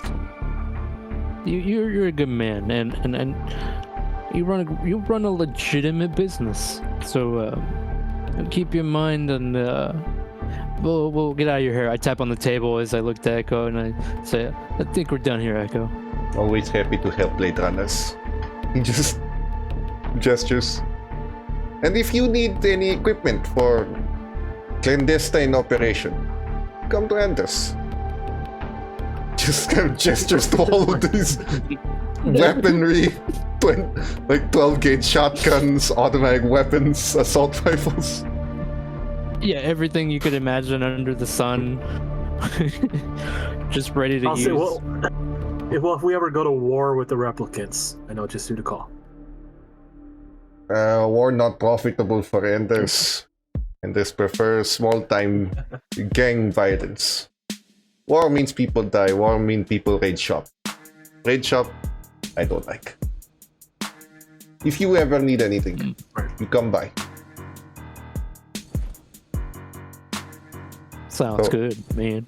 And once we exit the building, kind of as we're approaching the spinner, I look at Echo and I say, so because we had colluded our information about the Viper, or the Viper bar, right? And then the bartender, who we caught his name. What was his name one more time? I don't think the name was given. Just that the bartender replicant kicked her out. Oh, okay, but we got facial recognition or facial ID scan, and then that's actually the interesting thing is when you. Oh, sorry. The face of the bartender you don't have yet. You have to get that from the Esper. I will, however, give you the benefit that going to Anders and talking to him doesn't feel like it's worth an entire shift because you didn't really do much. So if you would like to get more information on the bartender from the Esper via your KIA, you can do that for the rest of your shift, trying to access it yourself rather than paying someone to do it. Yeah, that would. Yeah, I'd kind of look at Echo and say maybe go and do it while you're re-upping on your cigarettes. There you go. The thing about this is that it requires a tech roll.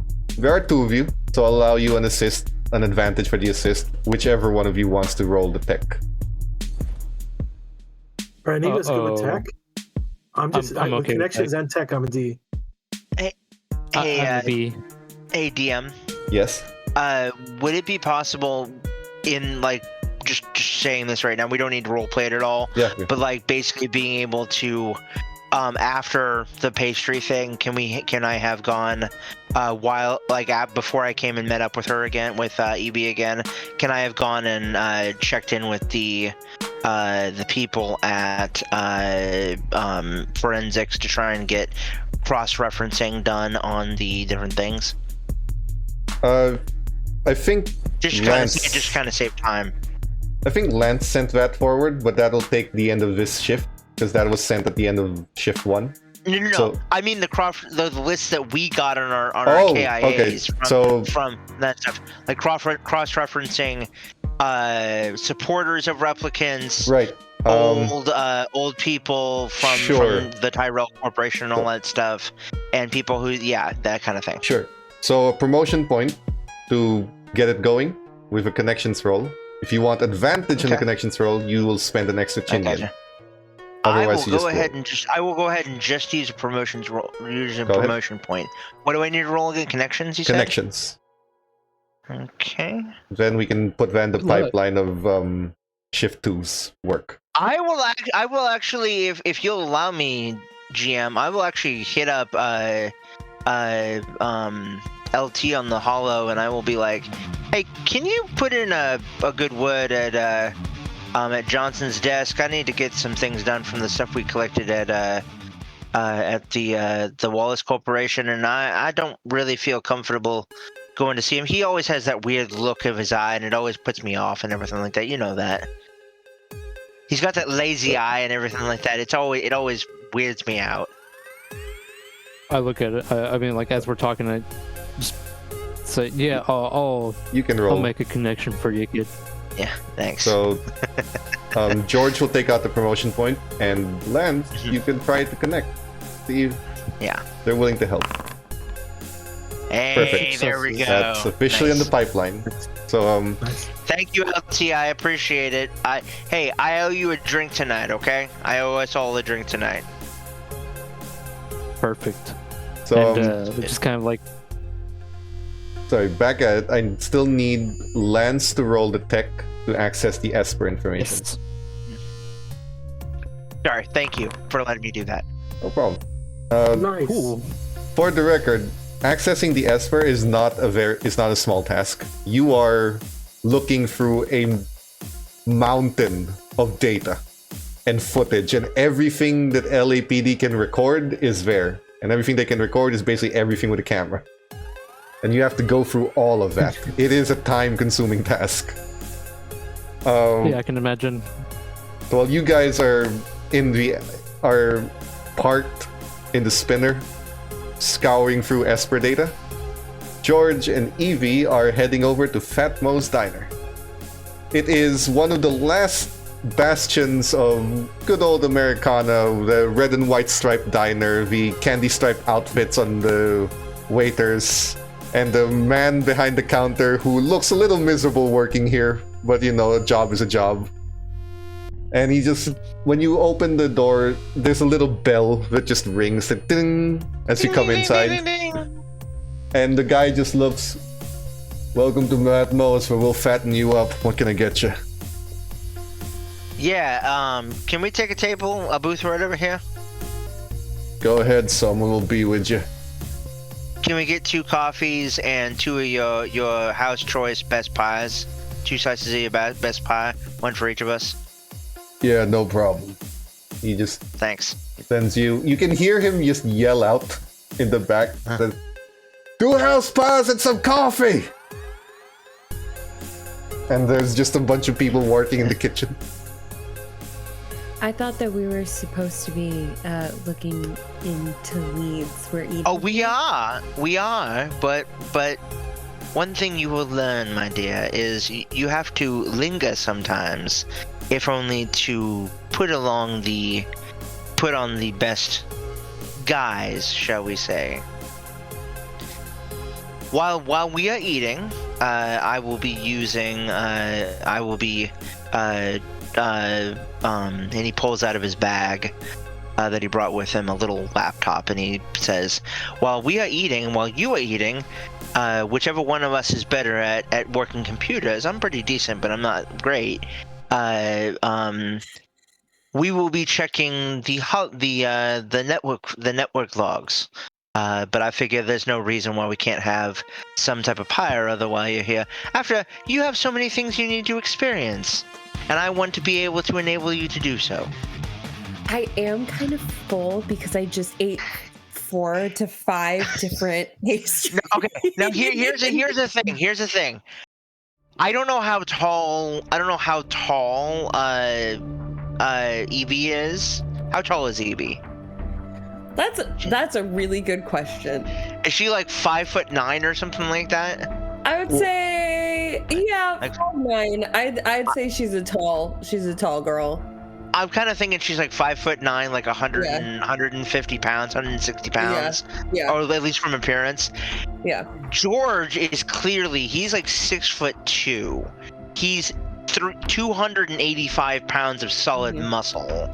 And yet he is quick as anything. And you don't see him eat very often, but the fact that he keeps an entire box of these pastries in his desk, like, it tells you something.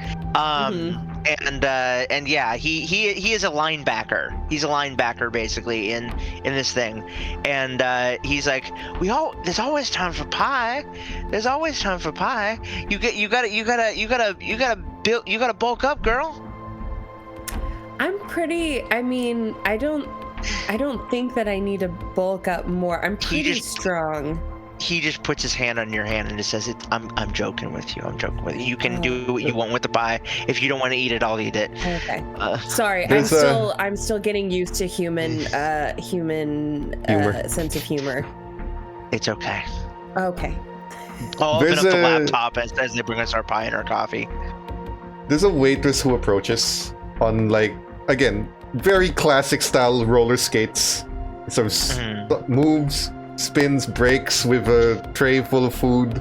Just with, got your pie right here. Got your coffee. It's black, but here's some sugar and cream for you. What kind of pie is it? Out of character. Apple. Very It's a basic apple pie with some whipped cream on top. Basic apple pie with some whipped cream on top. I gotcha. Very good. Just hands it. You enjoy now? Let me know if you need anything else. It's a Dutch apple, exactly. It's synth apple. It's synth apple. Oh my god. It's a simple diner. It's synth apple. That's what you get. Yeah. She just leaves. So whichever one of you wants to run the tech, that's a tech roll. Let's see here. Okay. It's a D on both. I also have a D, but I also have a B in intelligence. I have intelligence. There's a 2, one last 2 floating around for an advantage. I will go ahead and use the +2. I will go ahead and use the +2. That's a good choice. Yeah. And I think I get initiative. I get advantage on this one, right? Yep, you can click advantage on it. Hey, 1 success. Good. No need to push either. So, you are on a laptop computer attached to your KIA, looking over all of the information that you have here. You can basically use the Esper to bypass any safety protocols, look through it, and you can find the last few people who have gone here using this particular internet connection. Now, there's a number of people here who have done it on personal phones, and most of their data is social media, and this is going to take you a while. It's the same logic as looking through the Esper for camera footage. Like, this is a lot of information all at once. But I like to imagine this is kind of like a working lunch. Yes. So, at this point, for your second shift, when you look through the information here, and Evie can sort of watch and see the information and help process it while you're reading through it, because there's a lot going on. What you gather from here, and this is where we collect all of your information, including what you have in the pipeline. The first thing, there is a computer, a powerful one, used here recently, and that is about yesterday, about the same time that the cameras went off. It looks like for an hour, from 3 to 4, they were sort of monitoring, and then shut down the cameras, and then it came back on its own. So it's like a temporary kill order, and then the cameras just went back on a timer. Now, the interesting thing about this information is the person who was doing it was using a KIA, and using the exact same protocols you're using now via the KIA, which are only issued to Blade Runners, not even the general LAPD, just Blade Runners. Can I get the the serial number? Can I get the serial number of the KIA that was used. Yes, and you can even attach it to a name. Okay. It is attached to a Nexus 9 replicant, who is colloquially called Red. His official designation is RD5-9.1. I got so scared that it was me. You know when you're like in TSA and you're like, oh my god, do I have a weapon on me? It's like, wait, was it my KIA? It was me all along. I did this. You were the villain. But yeah, it is attached to a Blade Runner named Red. Now, the interesting thing is you can look up his information very easily now because you have a name. He has been rehabilitated 3 times over his service over the last year. So that means, just so you, for those people at home, I'm taking that means he's failed his baseline test 3 times. Three times, and he's been rehabilitated. You have to fail the baseline test multiple times before you get rehabilitated, but he has been put through that process 3 times in 1 year, in the last year that he was active, which is the entire year's of his activity, to the point that he is currently an inactive member on the roster, meaning he is not working in any official capacity. He's basically on suspension. Yes, but for failing tests. For a replicant Blade Runner, suspension essentially means that you are stuck in the memory labs, and you are being rehabilitated with those memories over and over and over until you get adjusted. He has not been reinstated as a Blade Runner. He has nothing to do, and he's been like that for about a month and a half.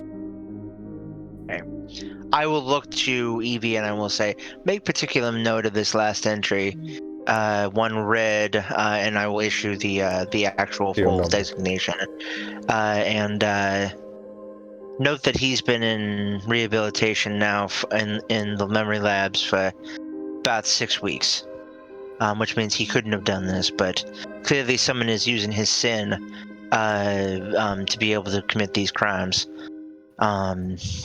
Additionally, all the information for Lance Rogers, you're looking up, if I recall, you're looking up the doctor, yes?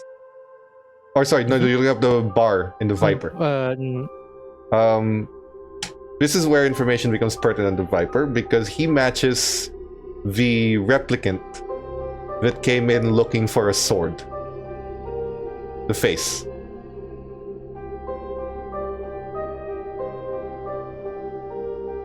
So, the guy who's looking for a sword at Anders is the same bartender that kicked out Lisa over a month ago.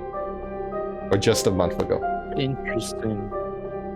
Additionally, you do find the same serial number, and you do find the same fact that he was a Blade Runner, just not reinstated as a Blade Runner. As far as the records go, same with George. He is still under rehabilitation. That's what he's supposed to be. But clearly he's not in rehab. Yep. Now the other thing, as far as the forensic data on Lisa's body and everything, it was same method, drowned from, or that's how she died. Basically, she was drowned in her bathtub. The doorway was opened via a maintenance key, meaning the kind of key that the apartment buildings will have, that's a skeleton key for all buildings, in case they need to fix anything, in case they need to do something. It was opened via maintenance key. She was drowned, she was carved in, except the wounds were no longer made by the same serrated blade, because you had those. It was now done by a knife, particularly sharp, but probably a short-bladed weapon. But it's the same general method, just that without the bone saw. And for the connections that George put out there with Lance's help regarding the sympathizers, Simmons, Andrew Simmons, the employee, is in fact one of the sympathizers and has joined more than one rally on more than one occasion to try and get the violence against replicants down during that time. So he is in fact a sympathizer. Okay. The others are sort of, according to the Esper data, not likely to be violent in nature. Okay. And I believe you guys want to meet at the Tyrell Corporation and probably discuss this over the KIA. Yes. Okay. So as soon as I see LT,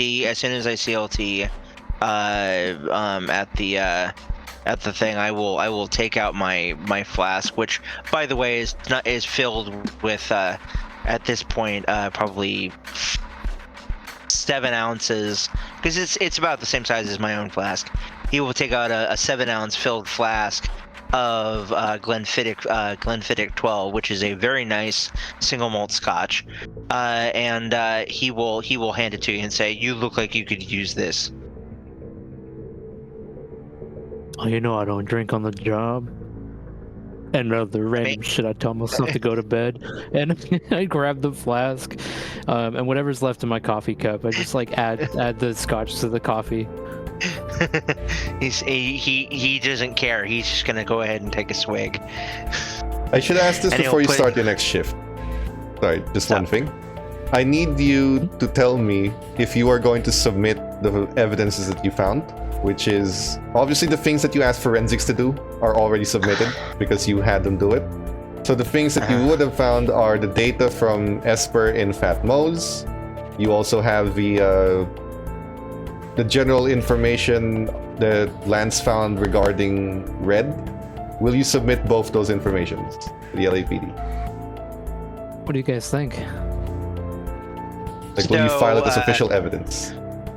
So George will look to LT and he will say, well, I was told very specifically to play ball with the company, so I don't know. If you order me to submit, I have to obey an direct order, but if you were to order me, I would definitely submit this thing about this Red gentleman, but otherwise I'm inclined to not do so. Listen, let's keep it under wraps for a little bit. Okay. Yeah, he might be on vacation, but he's still one of us. That's true. Until we know for sure. That's kind of my ideas exactly. I'd hate to be called on and get my vacation ruined. Yeah, you so rarely take one. Blade Runner Unity. Hey, This is just for me to tell you that if by the end of this case you do not submit it, because you still have the end of it, you can actually gain a humanity point, but no promotions. Okay. But this depends on what you do by the end of this case. Now, what I have neglected to tell you as players before, and for everyone watching, when it comes to Blade Runner's investigations, the reason we track the cases by shift, other than the monitored downtime and stress, is that things in cases tend to happen, and depending on what kind of time you take to do certain actions, things will happen, depending on when you do something. So if you delay something in favor of something else, there's always the chance that something happens. Keep that in mind as I say that your spinners land, and you meet each other, and you find 3 dead Wallace guards outside of the Tyrell Corporation building. Shot. Are they armed with are they armed traditionally with like the under the coat submachine guns fully loaded and everything like that? The Wallace guards are, well, not submachine guns. The Wallace guards here are armed with assault rifles, and they've been shot. Okay. The assault rifles have been taken, so they're and they're personal weapons. Okay. It looks like very, very recently, as in about 5 minutes. And you can hear on the radio, the radios have been taken as well. Like the radio communicators to Wallace. And I will immediately look to Echo and say, Echo, take point, or not Echo, but Evie, take point. Echo, follow up BLT. I'll take flank. We gotta move into these guys are here right now. They've only been here for maybe about 5 minutes. one thing you will all see. The guards have a pretty large hole in their chest, suggesting a 20 gauge was used at close range. Yeah. Well, this isn't going to help very much. Okay.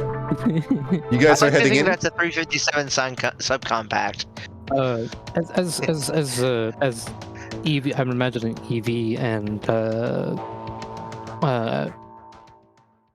George. Oh my gosh, George Stone. Sorry, I forgot your last name, Officer Stone. As you guys are heading into Wallace Corp, I look at Echo and said, "What do you think? Should we call this in? You get on the block. Let's test. Let's see how well of a or how good of a detective and cop you are." Yeah, I'm gonna look for any traces of where these guys went off to. If there's any kind of I don't know, a path, or did they go straight into the building just through the front door after they kill these guys? Quick thing, because Lance brought it up. Do you want to call this in, which is going to be 2 promotion points to get back up, and it'll take them a shift to arrive, or not a shift, but it'll take them a delay to arrive. So it's a matter of, if you call it in, it's 2 promotion points. No roll needed, because you're calling for backup. And then if you call it in, you have to choose. Do you wait for backup, or do you go in? So first, will you call this in, or will you handle it yourselves as Blade Runners? I think we should handle it ourselves, because the delay... Well, the delay... They're doing... Yeah, they're in there doing something. Are we just gonna let them just run wild in there while we wait? Yeah, I look at you and it's like, good choice, kid. And then I kind of like look at the dead guards and look back at Echo and look in the direction that Evie and Stone have run off to and say, well, we can't do anything for these poor saps, so let's get in there. I'll take a picture of them. Okay. You take a photo, but otherwise you guys step in. You go inside the building. You wanted to see if they left any path, so try your observation. If anyone wants to help, you can have advantage. I think I might be pretty good at observation. Let me check here. Yes, I have an A in observation. you go ahead, bro. 1. Okay. Just 1 success.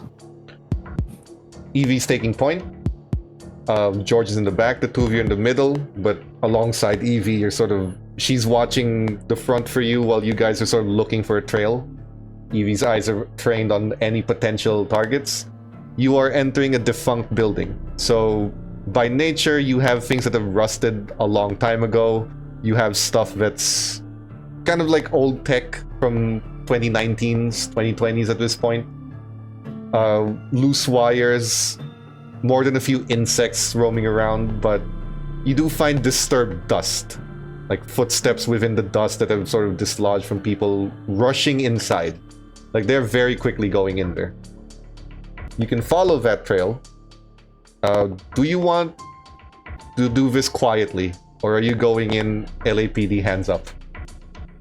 I say we go in. I say we go in quiet. Yeah, 100% quiet. I mean, they won't overhear. Yeah. They think everyone behind them is dead. This needs all 4 of you to roll stealth. Okay. Oh, the one thing I'm absolutely horrible at. Uh-oh. I didn't even know that was a skill. George has a 0. Evie's got a 1. That. Evie. No, I will push it again. I will go ahead and push it again as well. I will go ahead and push. Yeah. It's fine. According to your pushes, you only have 1 stress, but according to your pushes, the stealth isn't working out for you. Yeah. Nope. George gets 1 push. I did not get a I did not. So, according to this, Lance is fine. Echo is fine. Evie is not. And George is not. Okay, so Yeah. while Lance and Echo are being I stepped into a bucket as I was coming up the thing, like clank, clank, clank. Get the fuck off of my foot!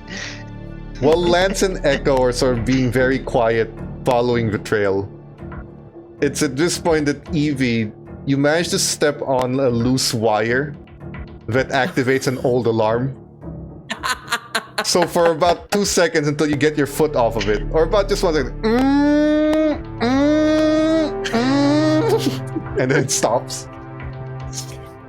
And at that point, George just sort of looks like, what the fuck was that? And you accidentally kick a trash can down.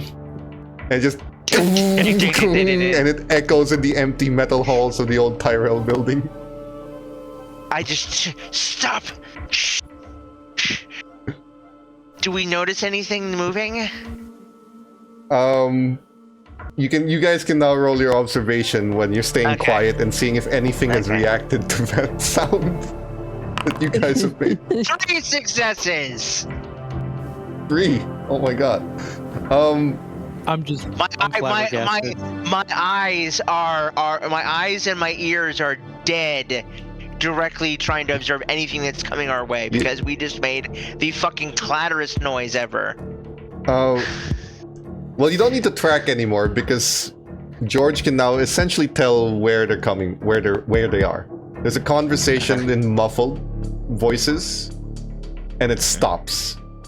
And the next thing that you hear as you guys are standing still, trying to figure out what they're doing, is the sound of an assault rifle's bolt just kind of and clips being put in. I want to immediately pull out my PKD 5223, flip off the safety, and look to Evie and say, "Take cover." And I'm going to immediately look just in the general direction of where I heard that, and just say, "You got 1 shot. Come out with your hands up. This is the odd to you."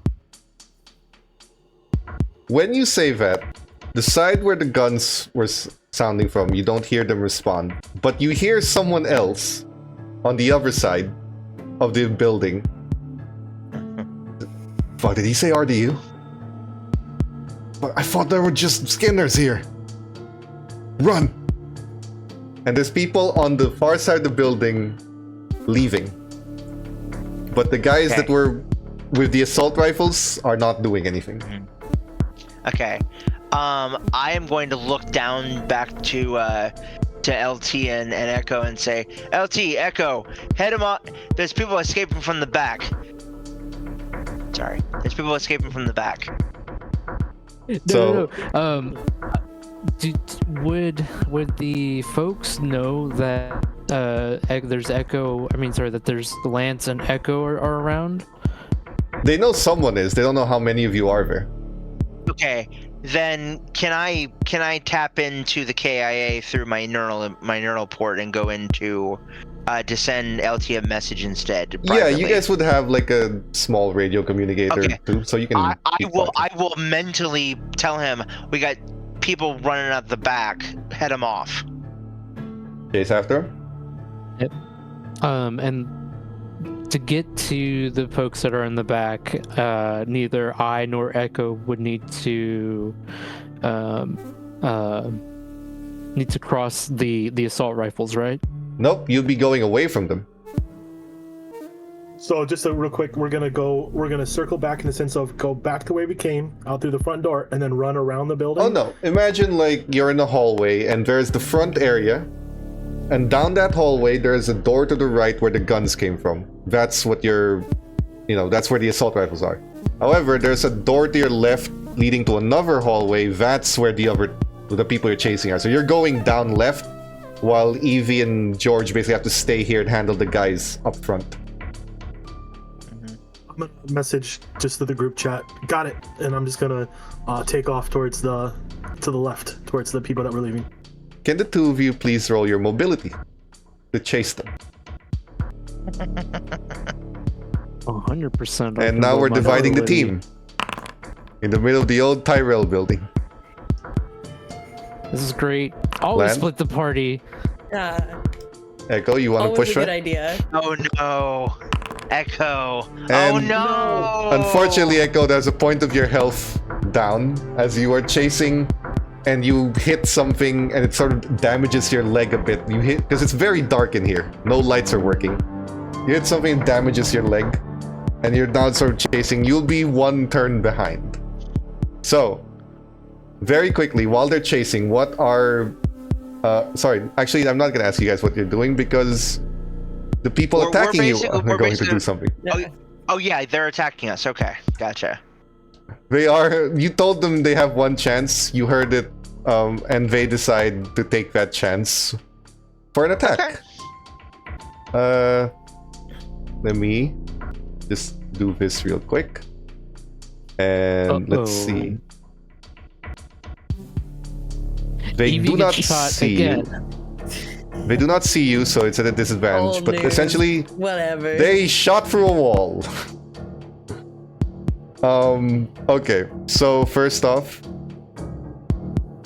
Evie, you are taking 2 points of damage as a bullet comes flying through the wall from an assault rifle, and it strikes you across the body armor, and you are going to have a critical injury. Oh, jeez. This is my karma for what I did. Is there any kind of armor mechanic in this at all? You could have gotten armor, but that is something you have to request. You do not have body armor by default. Gotcha. So, I will actually tell you guys what the free on the critical injury is. Evie, you now... Actually, it did not hit you in the head. You have a pierced eye, which means fragments of the bullet... It's not damaged, but fragments of the bullet went through the wall, and it has partially blinded you. So anything you do that involves sight, that includes shooting, now comes with a disadvantage. Oh, great. So I'm putting the critical injury. You will need medical attention to fix it. Okay. So I'm putting the critical injury in your sheet. It'll apply to all your rolls, but essentially you are injured, and we are going into a fight here with a bunch of people. And meanwhile, Lance and Echo are chasing after. Should have called for backup. Only 2 people, not very well armed, but they are wearing colors associated with human supremacists, meaning the people who do unwarranted violence on replicants. And you are in separate wings of the building now. Echo is gonna take one of his turns to actually catch up. At this point, for anyone watching, initiative is normally done with playing cards, but for this case, we have an automated round counter. So we're going to start this, and I'm going to draw everyone's initiatives, and you're gonna see what they come up with, including the enemies.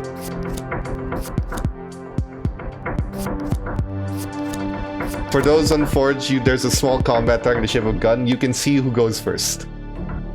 Now, the first person to act in this now hostile encounter is one of the human supremacists. Uh-oh. You chase after them.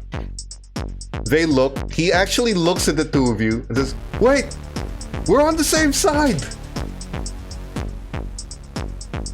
He has his hands up. He's gonna try... to me and Evie? No. To Lance and Echo. The human supremacists are the ones they chased. And they're looking at you, and you announced that you were RDU, so they just put their hands up. We're on the same side! They just have their hands up. He's not gonna shoot you. Nice. You will note, however, that these are still criminals in an investigation regarding replicants. So you are within your right to arrest them should you choose. But for now, he's spending his turn trying to tell you, don't shoot me, please. So next. So hands up, right? Yep, both their hands are up. There's only 2 of them, both their hands are up. But they're still holding their weapon. just that their hands are up. Evie, dust fragments and small bits of concrete have lodged in your eye that you're a little blinded right now. But you can still see, you're just impaired. Okay. Also note that they shot blindly. They shot behind a wall. So you don't see them, and that also means they don't see you. They were shooting blind, so what would you like to do? Okay, so I kind of want to start off by trying to get low and find some sort of cover. And sure. I was wondering if there is a way, because I don't have a lot of line of sight right now, but I'm hoping for a way to close the distance. So can I discreetly sort of find cover and find my way around the wall so I can kind of come up from behind them or from the side of them? So normally, when you take your actions, movement is... positioning is described in ranges. So you have short range, which is gun short range, engaged, which is melee, long range, and medium range. You can spend your movement shortening distance from short to engaged, or from medium to short, or from long to medium. Right now, you're in short range. You can spend the movement going into engaged, one-on-one, but you don't know how many are behind that wall. I don't know. So you can spend your movement to do that and spend your action hiding and making sure they don't see you doing it. But that'll spend your turn, basically. Yeah, that's kind of what I want to do. I don't think I want to attack this round. I kind of want to get more of a feel of what we're dealing with. Then we'll call for stealth. Okay. Oh, great. What I was so good at before.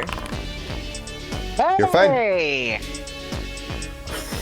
It's dark, it's tense, normally opposed. Okay. They are not necessarily looking, they're not being able to see the most, and the lights are sort of off. So they don't really notice you sneaking within, but you do see free targets, and you can relay that by a radio very quietly. Okay, yeah. I'll relay that to George and to them outside as well. Right.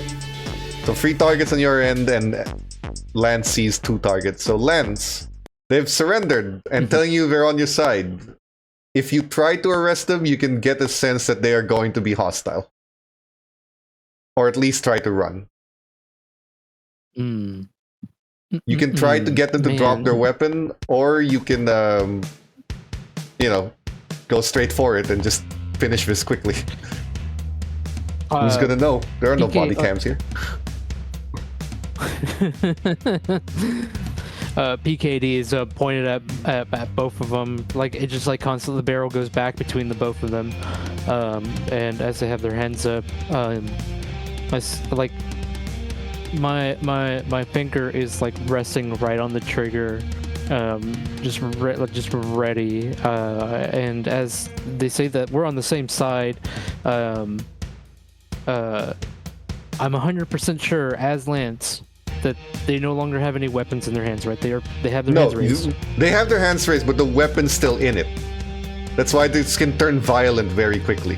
So you can either end it now, which you are within your right to, by the way, because they're armed, or you can try to talk them down and hopefully get resolved this peacefully and without killing anyone. Your choice. I immediately just say hopefully a manipulation roll and say, now I'm sure this is all a big misunderstanding. Put the weapons down, you'll be safe, you'll get to go home, I'll get to go home, I don't have to do fucking paperwork, and then we can go away from this place, right? Put the weapons down. Manipulation. Here it goes. Nice. Wow. Okay. Even with the D. Very good. They look at each other, and they're gonna slowly drop their weapons. So you are not. This is your turn. You're trying to talk them down.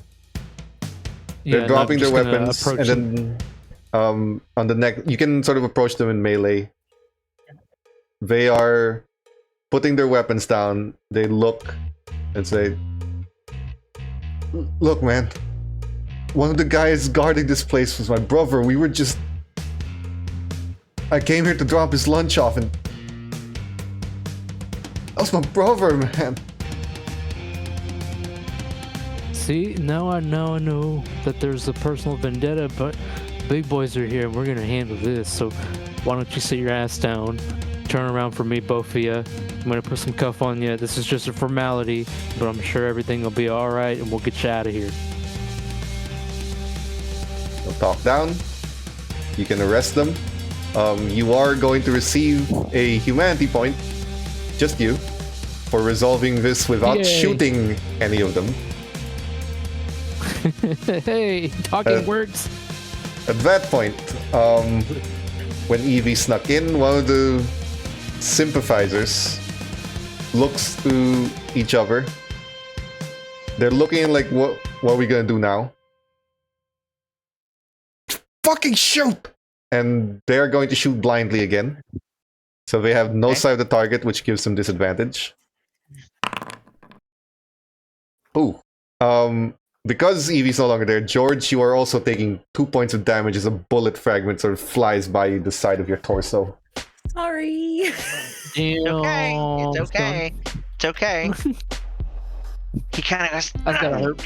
Now, the other sympathizer is actually going to attempt to leave. Not run away, well, leave the combat, but basically he's heading further down the room. What you're seeing, Evie, in this room is sort of a control room. Like a... Well, you don't really have knowledge of how you're created, but it looks like a control room of some kind. So he is attempting to leave here. oh god. He's attempting to leave. He's not gonna get very far. He trips over because they closed the lights when you guys came in, and he clearly can't see in the dark. So he's tripping over. You can catch him if you like, but you can see his intent. He wants to get out of here. Okay. So Echo with the bad leg finally arrives, and you see Lance zip tying 2 individuals. No gunshots have been Wait, rang. I didn't get to go. Oh, you're the last of the initiative. Oh, am I? Okay. Yeah. Gotcha. I rolled a 12. As a human supremacist adjacent person. Yeah, it's higher. It's lower number goes first. That is meant innocent. I'm adjacent to some of their beliefs. My character is. Naively, probably. Will you do anything? I don't think there is a move. They're all being tied up, but we still got the military guys back there, right? You guys want to head back? Well, I mean, they're tied up. I'm gonna say, yeah. I'm gonna turn around and can I see the wall that they were shooting through? Oh, you guys left that area because you chased these 2. All of us did. The 2 of you did. Like, you're not in the area, the same area with George and Evie anymore. Oh, I thought Evie walked in here. That was No. You see 2 human supremacists tied up with George. Oh. Evie went into a different room. Like, there's 2 separate fights right now. With Lance, not with George. With Lance. Yeah. I thought for some reason that Evie came into our room. I was like, well. No. But you have 2 supremacists sort of tied up here. Yeah, I'm gonna interview him real quick, and I'm just gonna talk to him real quick and say, with a little bit of empathy for their cause, somewhat, and I'm gonna say, any information on those guys back there? Anything you know about them? Because we gotta push that way. They killed my brother outside. Like, there was nothing. With what? A shotgun. With what? Did you see it? Shotgun. One of them had a shotgun. He was blonde. That sounds. I'm gonna say, blonde, exactly. All of our ears perk up at that. I say we just push these guys over in the corner real quick, and even if they run away, I'm not worried about it. We got to get back to these other guys. Okay. Yeah. This is a dead end. You and Lance can spend... I mean, you'll arrive there. We'll see if you arrive there in time. But another sympathizer is going to look He will not do anything, but he's readying up, which means that if either you or George come into his view, he has a ready action to shoot you. As long as someone comes into his view. But for now, he's going to not do anything. The supremacists we can remove from combat because you defused that situation. George, it's your go. What now? Okay. The guys who shot at me, who hit me, where behind are the they? wall. Like I heard, they're behind the wall. They're behind the wall. Okay. I heard where the racking of the thing came from. Can I say with 2 successes that I rolled with that? Can I say I know roughly in the general area or behind the wall where they may be at? Yes. That will effectively allow you to shoot with disadvantage. Exactly, and I am going to blast as I'm going to empty half a clip into that wall and just try and spray everything into that general direction. Go for it. You fuckers! Go for it. Yeah. Kind of. They shot at my friend. Like I said, George is fine and honky dory and cool until you fuck with his people. Let alone that you hit him. You fucked with Evie. He's gonna kill you. Surprisingly very attached to you for some reason, Evie. Ooh, that's 1. Great. For future you can roll in combat. You can roll the specific weapon there. But that's good gotcha. enough. If you're using a PKD, it deals 2 damage. So you will hit one of them for 2. I would say that this is the one that had his prepared action, so that's gone. You just get shot at. Fuck! Now we go to the next round. Yep. Now, this is important. You guys can actually trade slots now. So, like Evie's first. Any one of you can take that and swap. Really quick before, is there another place with cover that I can take cover in? Yes, absolutely. So before I end the turn, I'm going to go ahead and duck and roll behind some cover to try and get some protection. Evie? Okay, so go for it. Sorry, never mind. You're good. My bad. I misunderstood. It's Evie's choice something if you want to offer your slot to someone else and if anyone wants to take it. Otherwise, you can move. Okay, so there was the one sympathizer who tripped. Yep. You said? Yep. Okay, I'm gonna try and catch him. Okay. And grapple him and basically turn him, I don't know, in whatever direction the other sympathizers are, as it wouldn't be a human shield, but a replicant shield. Okay. If you're gonna grapple him, it's going to be in a pose. We can call it hand to hand for the benefit of that. Against the one who ran here.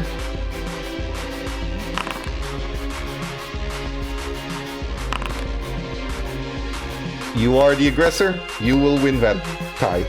Okay. So he's trying to get up, and you sort of grab him around the neck and then present him to his friends now that he's sort of the shield, and you can even have a gun to his head as a threat. Yeah, I'll have a gun to his head. He will take a point of damage from that, because you still have to sort of tackle him and hurt him. Yeah, and I'll say, put the guns down right now. It doesn't have to end this way. I will let you roll manipulation, but at disadvantage, because this is already an escalated situation. Is it worth risking stress to make sure they don't die? I have 1 point left. I'm not risking it. How about... There is a +2. You can ignore a stress that comes out. You were supposed to restore all of your stuff from last time because you did your 2 things. Oh yeah, but she failed her roller. When I pushed, I pushed twice and I got a 1 both times. So I lost stress every time that happened. So I didn't catch that. Okay, gotcha. Cold Spider's given you a +2. Would you like to take that risk? Or leave it and, deal with these people? Do it. I think it's important enough that. God, come on. One more push. You're a replicant. Hey! Okay. And you didn't even have to use the tool. Food for humanity. That's what. For humanity. Miserable junkie. You have them on the neck. Grab. One of them who's been shot. I'm not dying for this, man. The guy who's been shot by George sort of drops his gun and sort of stays in the corner and puts his hands in the air. You talk one of them out of this. Just the one, but it's still one less. The one you're grabbing is not so inclined, and neither's the one going next. Lance. I have a gun to his head and I'm grappling him. I don't think I'm surrendering to that. Lance, you can roll mobility. If you succeed, you will be able to take your turn at the same time. Ooh, awesome. I gotta be in mobility. Wish me luck. There's still a +2 floating. Okay, take your turn. You walk across the situation. One of them's put his hands up behind his head. The other one still has his weapon trained, this time on Evie. But Evie has a shield in the form of the third combatant. Just wrapped around the arm wrapped around his neck and a gun to his head. What would you like to do? Did I hear the comment of the blonde guy? Yes, it was over radio. And also you were there during the interrogation, so yeah. Perfect, awesome. So then, walking up, do any of these, what do we call them one more time? They're sympathizers? These replicant sympathizers. Do any of them have blonde hair? Nope. The one that has the gun trained on Evie, that's the one. He doesn't look like he's been shot, does he? Not yet. Considering the fact that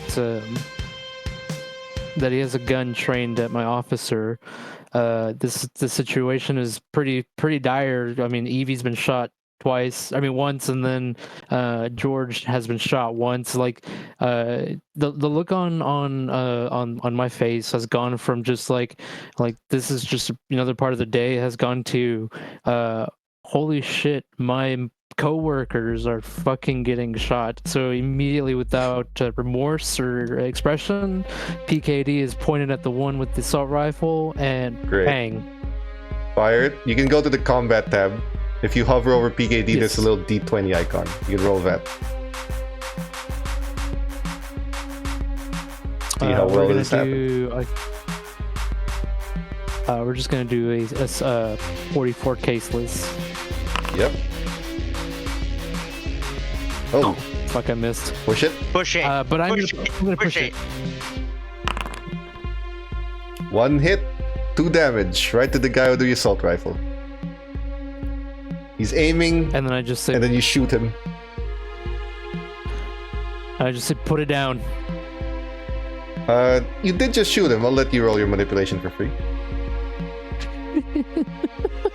If that's too much, you can totally say no. No, that's perfectly fine. You did just shoot him, so it is disadvantaged. I forgot to mention. Perfect. Still got a success. Fuck! Oh. Jake, they're not messing around. And he just drops the gun and very slowly goes on his knees, like fuck. Oh god, it hurts. Very cool. Very cool. They are, based on how they're reacting to you guys, they're not replicants. Might be sympathizers, but they are not replicants. They're not tanking that damage like the replicant would. So, at this point, Evie, I'll need you to roll your hand-to-hand to stop the guy from trying to break free. Since he is the aggressor now, technically you both fail, but the unicorn is a 1, so he fails worse. Okay. So he tries to get free, and you trip, but as you trip, he trips over your leg and you land on the ground, still grappled onto him. Like, it's not graceful, but you still have a hold on him. We totally fall on the ground, but yeah, I'm just like George will have rushed up by this point, seeing everyone kind of taking on this thing, and he will run up and he will put the gun directly into the guy's skull. And, one last thing, and say, before your round goes, because that falls, Echo still gets to go, because something may happen to Echo. So Echo, could you roll your mobility, please? And then one more thing I'll have you roll after that, because things may happen. Oh. Okay. Yeah. What did you get? Nice job, 1. Echo. Okay. Great. So Echo, you do arrive by the edge of the door as you see George about to approach. I will ask you to roll observation now. Sure. I heard the blonde comment. I'm looking for that specifically. Obviously, nobody here. Well, push. will you push it? That's a stress if you fail. This is such a high stress situation. Yeah. I'm not. I already pushed once and lost. That can't happen twice. Yeah, absolutely. It can happen again. And it did. It did. Humans can only push once. So before oops, I didn't know that. So they before can only George, push once at a time. Yeah. They can only push once yes, at a once time. per roll. Replicants are the ones who can push a roll twice. Okay. So before anything happens, and George, before you decide to step in, you will realize that Echo has gone behind, and now he has to put his hands up because you feel a 20 gauge pointed at your back by Red. So the rest of you are now seeing this because they're by the door frame, and he has a shotgun. Everyone just calm the fuck down. Jake, fucking stop. Fine. And the guy Evie has finally released his grip and lets you subdue him. Now we can fucking talk.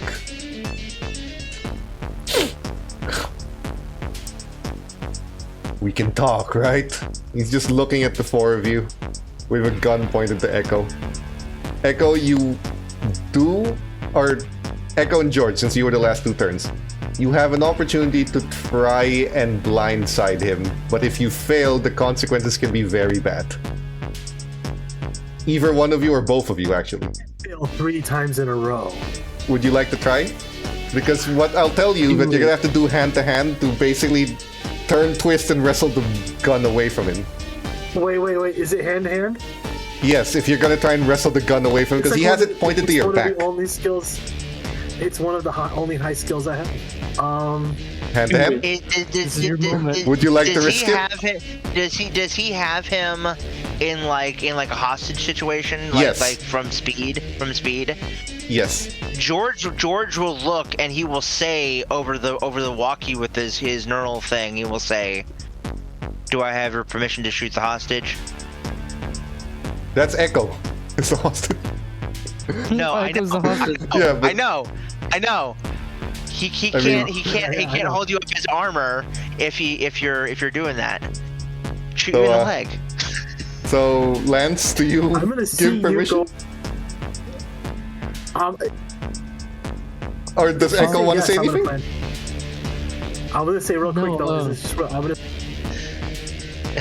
He wants to talk. He's saying, "Can we talk?" I say permission denied. We've already shot a person, and we have some key suspects. And the thing is, Echo's a new guy. I really don't want a new guy dying underneath me. I'm not gonna kill him. I just am gonna remove him from the situation. 2 + 2 is floating around. Okay, so you don't. Echo, you're the closest. Yes. Do you want to do anything? Yeah. And then I'll go to George if he'll do anything. Sure. So Echo? Yes, I think I'm going to say I'm so stressed out in the sense of this whole situation, and I rolled twice bad. I can imagine my character just I'm gonna say out loud. I'm gonna say, yeah, we can talk. And then I'm going to, with my arms raised like this, I'm gonna make sure that when I twist, I'm gonna try to push that barrel out of the way and do it out just like that. Hand to hand, Echo. My intention is, I'm gonna turn into a bowl of spaghetti in a second. Just kidding. Hand to hand, right here. New guy. Okay, hey! This is, remember, this is opposed against him. He fails. It worked. Yeah. Despite the superior hand to hand. Karma wins. He's pointing it at you. I want to say I did it just like the training where it's nice and stiff. There's no ninja, no grace involved. It's like, that's my purse. Like I'm doing it exactly like the training Spin, video. grab, push. You wrestle the gun from him.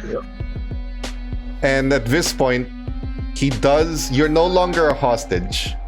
But when you take the 20 gauge away from him, he pulls out his magnum. And because of that, he is going to be the new combatant. And the sympathizer has sort of removed himself. But again, George can do something here. But before that, he does look, points the gun, says, just hear out what I have to say. And if you don't like it, then shoot me. And he actually lowers the gun. George will move in directly right next to Echo, and he will look to him and say, "You okay?" By the way, George is clearly bleeding from his side, like he's got a gaping wound hole in his side, where his kidney is. Are you willing to speak with him? He lowers his gun slowly. Yeah, I'm willing to speak with him. I've still got it trained directly at his dome, though. Like, speak. But I'm checking in on Echo. I'm checking in on Echo first. I'm gonna say I'm good, George. Let's talk. Let's see what this guy wants to talk about. He very slowly opens his jacket and pulls out his KIA, and he puts it on the ground and kicks it. The nearest guy's Echo, so he kicks it towards Echo. See for yourself. You open the last thing he has open? Pull out the KIA, which looks like a can of sardines here. Sardines, they're great. There's a record of his rehabilitation that he's left there. And every single time he's done some investigating, he has been rehabilitated because of these investigations. On record, he has his baseline test results, which are all passed. He never failed, but he's been sent for rehabilitation by order of the Wallace Corporation. So he has never failed a baseline test, not once. He's rehabilitated because Wallace said so. And he's been recalled. And he has investigated his own rehabilitations. He failed his latest baseline test though. The most recent one over a month ago. Failed it badly. And he's done some investigating, and he's realized the memories that the memory lab are putting in him are not manufactured. They're real. They're memories of real people. One of them are memories of former Tyrell employees. Particularly, Miranda Stiles' memories have been used as a base for the memories they've implanted in him most recently. But everything before that are memories of real people who have suffered real trauma that have been implanted into his brain. This is extremely illegal and banned by all accounts. Real memories are not allowed to be put inside replicants. By any measure, no exceptions. And he has a host of real memories, all of them traumatized memories, all of them horrible memories, things that would give you nightmares, things that would give you PTSD, based on the records you see on his KIA. And his hands are up. He has dropped his gun. You're all fucking lying. Every last one of them. And he looks at Evie, recognizing you are also replicant. They're lying to me. And I'm sure as hell willing to bet they're lying on you. They're lying about you too. You can do whatever the fuck you want with me. I'm done with this. But you check the memory labs where they make us. And I guarantee you they're not going to give you any goddamn records. They're lying. They're all fucking lying. George will immediately look very distraught at this, and he will immediately just go and sock the guy in the temple, trying to knock him off balance, and then look to Echo and say, take him into custody. He's not fighting back. You arrest him. He's not knocked out, but he is badly hurt that you can start cuffing him and arrest him. The rest of the sympathizers you can also sort of cuff. But we're a bit over time right now. We're going to stop there at the end of your third shift, having arrested someone, and maybe, who knows, some of you might want to spend the fourth shift interrogating him and taking a point of stress. Maybe. For now, I can handle it. We are going to stop our stream there with a bit of a revelation and some new information that may or may not disturb some people. So, very quickly, as we're putting this to an end, because we forgot to do this before, could you please introduce yourselves and tell people where they can find you, if you'd like to be found? Echo. I'm just here on Discord. If you go to the site, if you come to our Discord, we'll be there hanging out. Message me, we'll talk. But other than that, I'm on Facebook, and you guys don't get that. That's for like my aunt and my grandma. Shockman?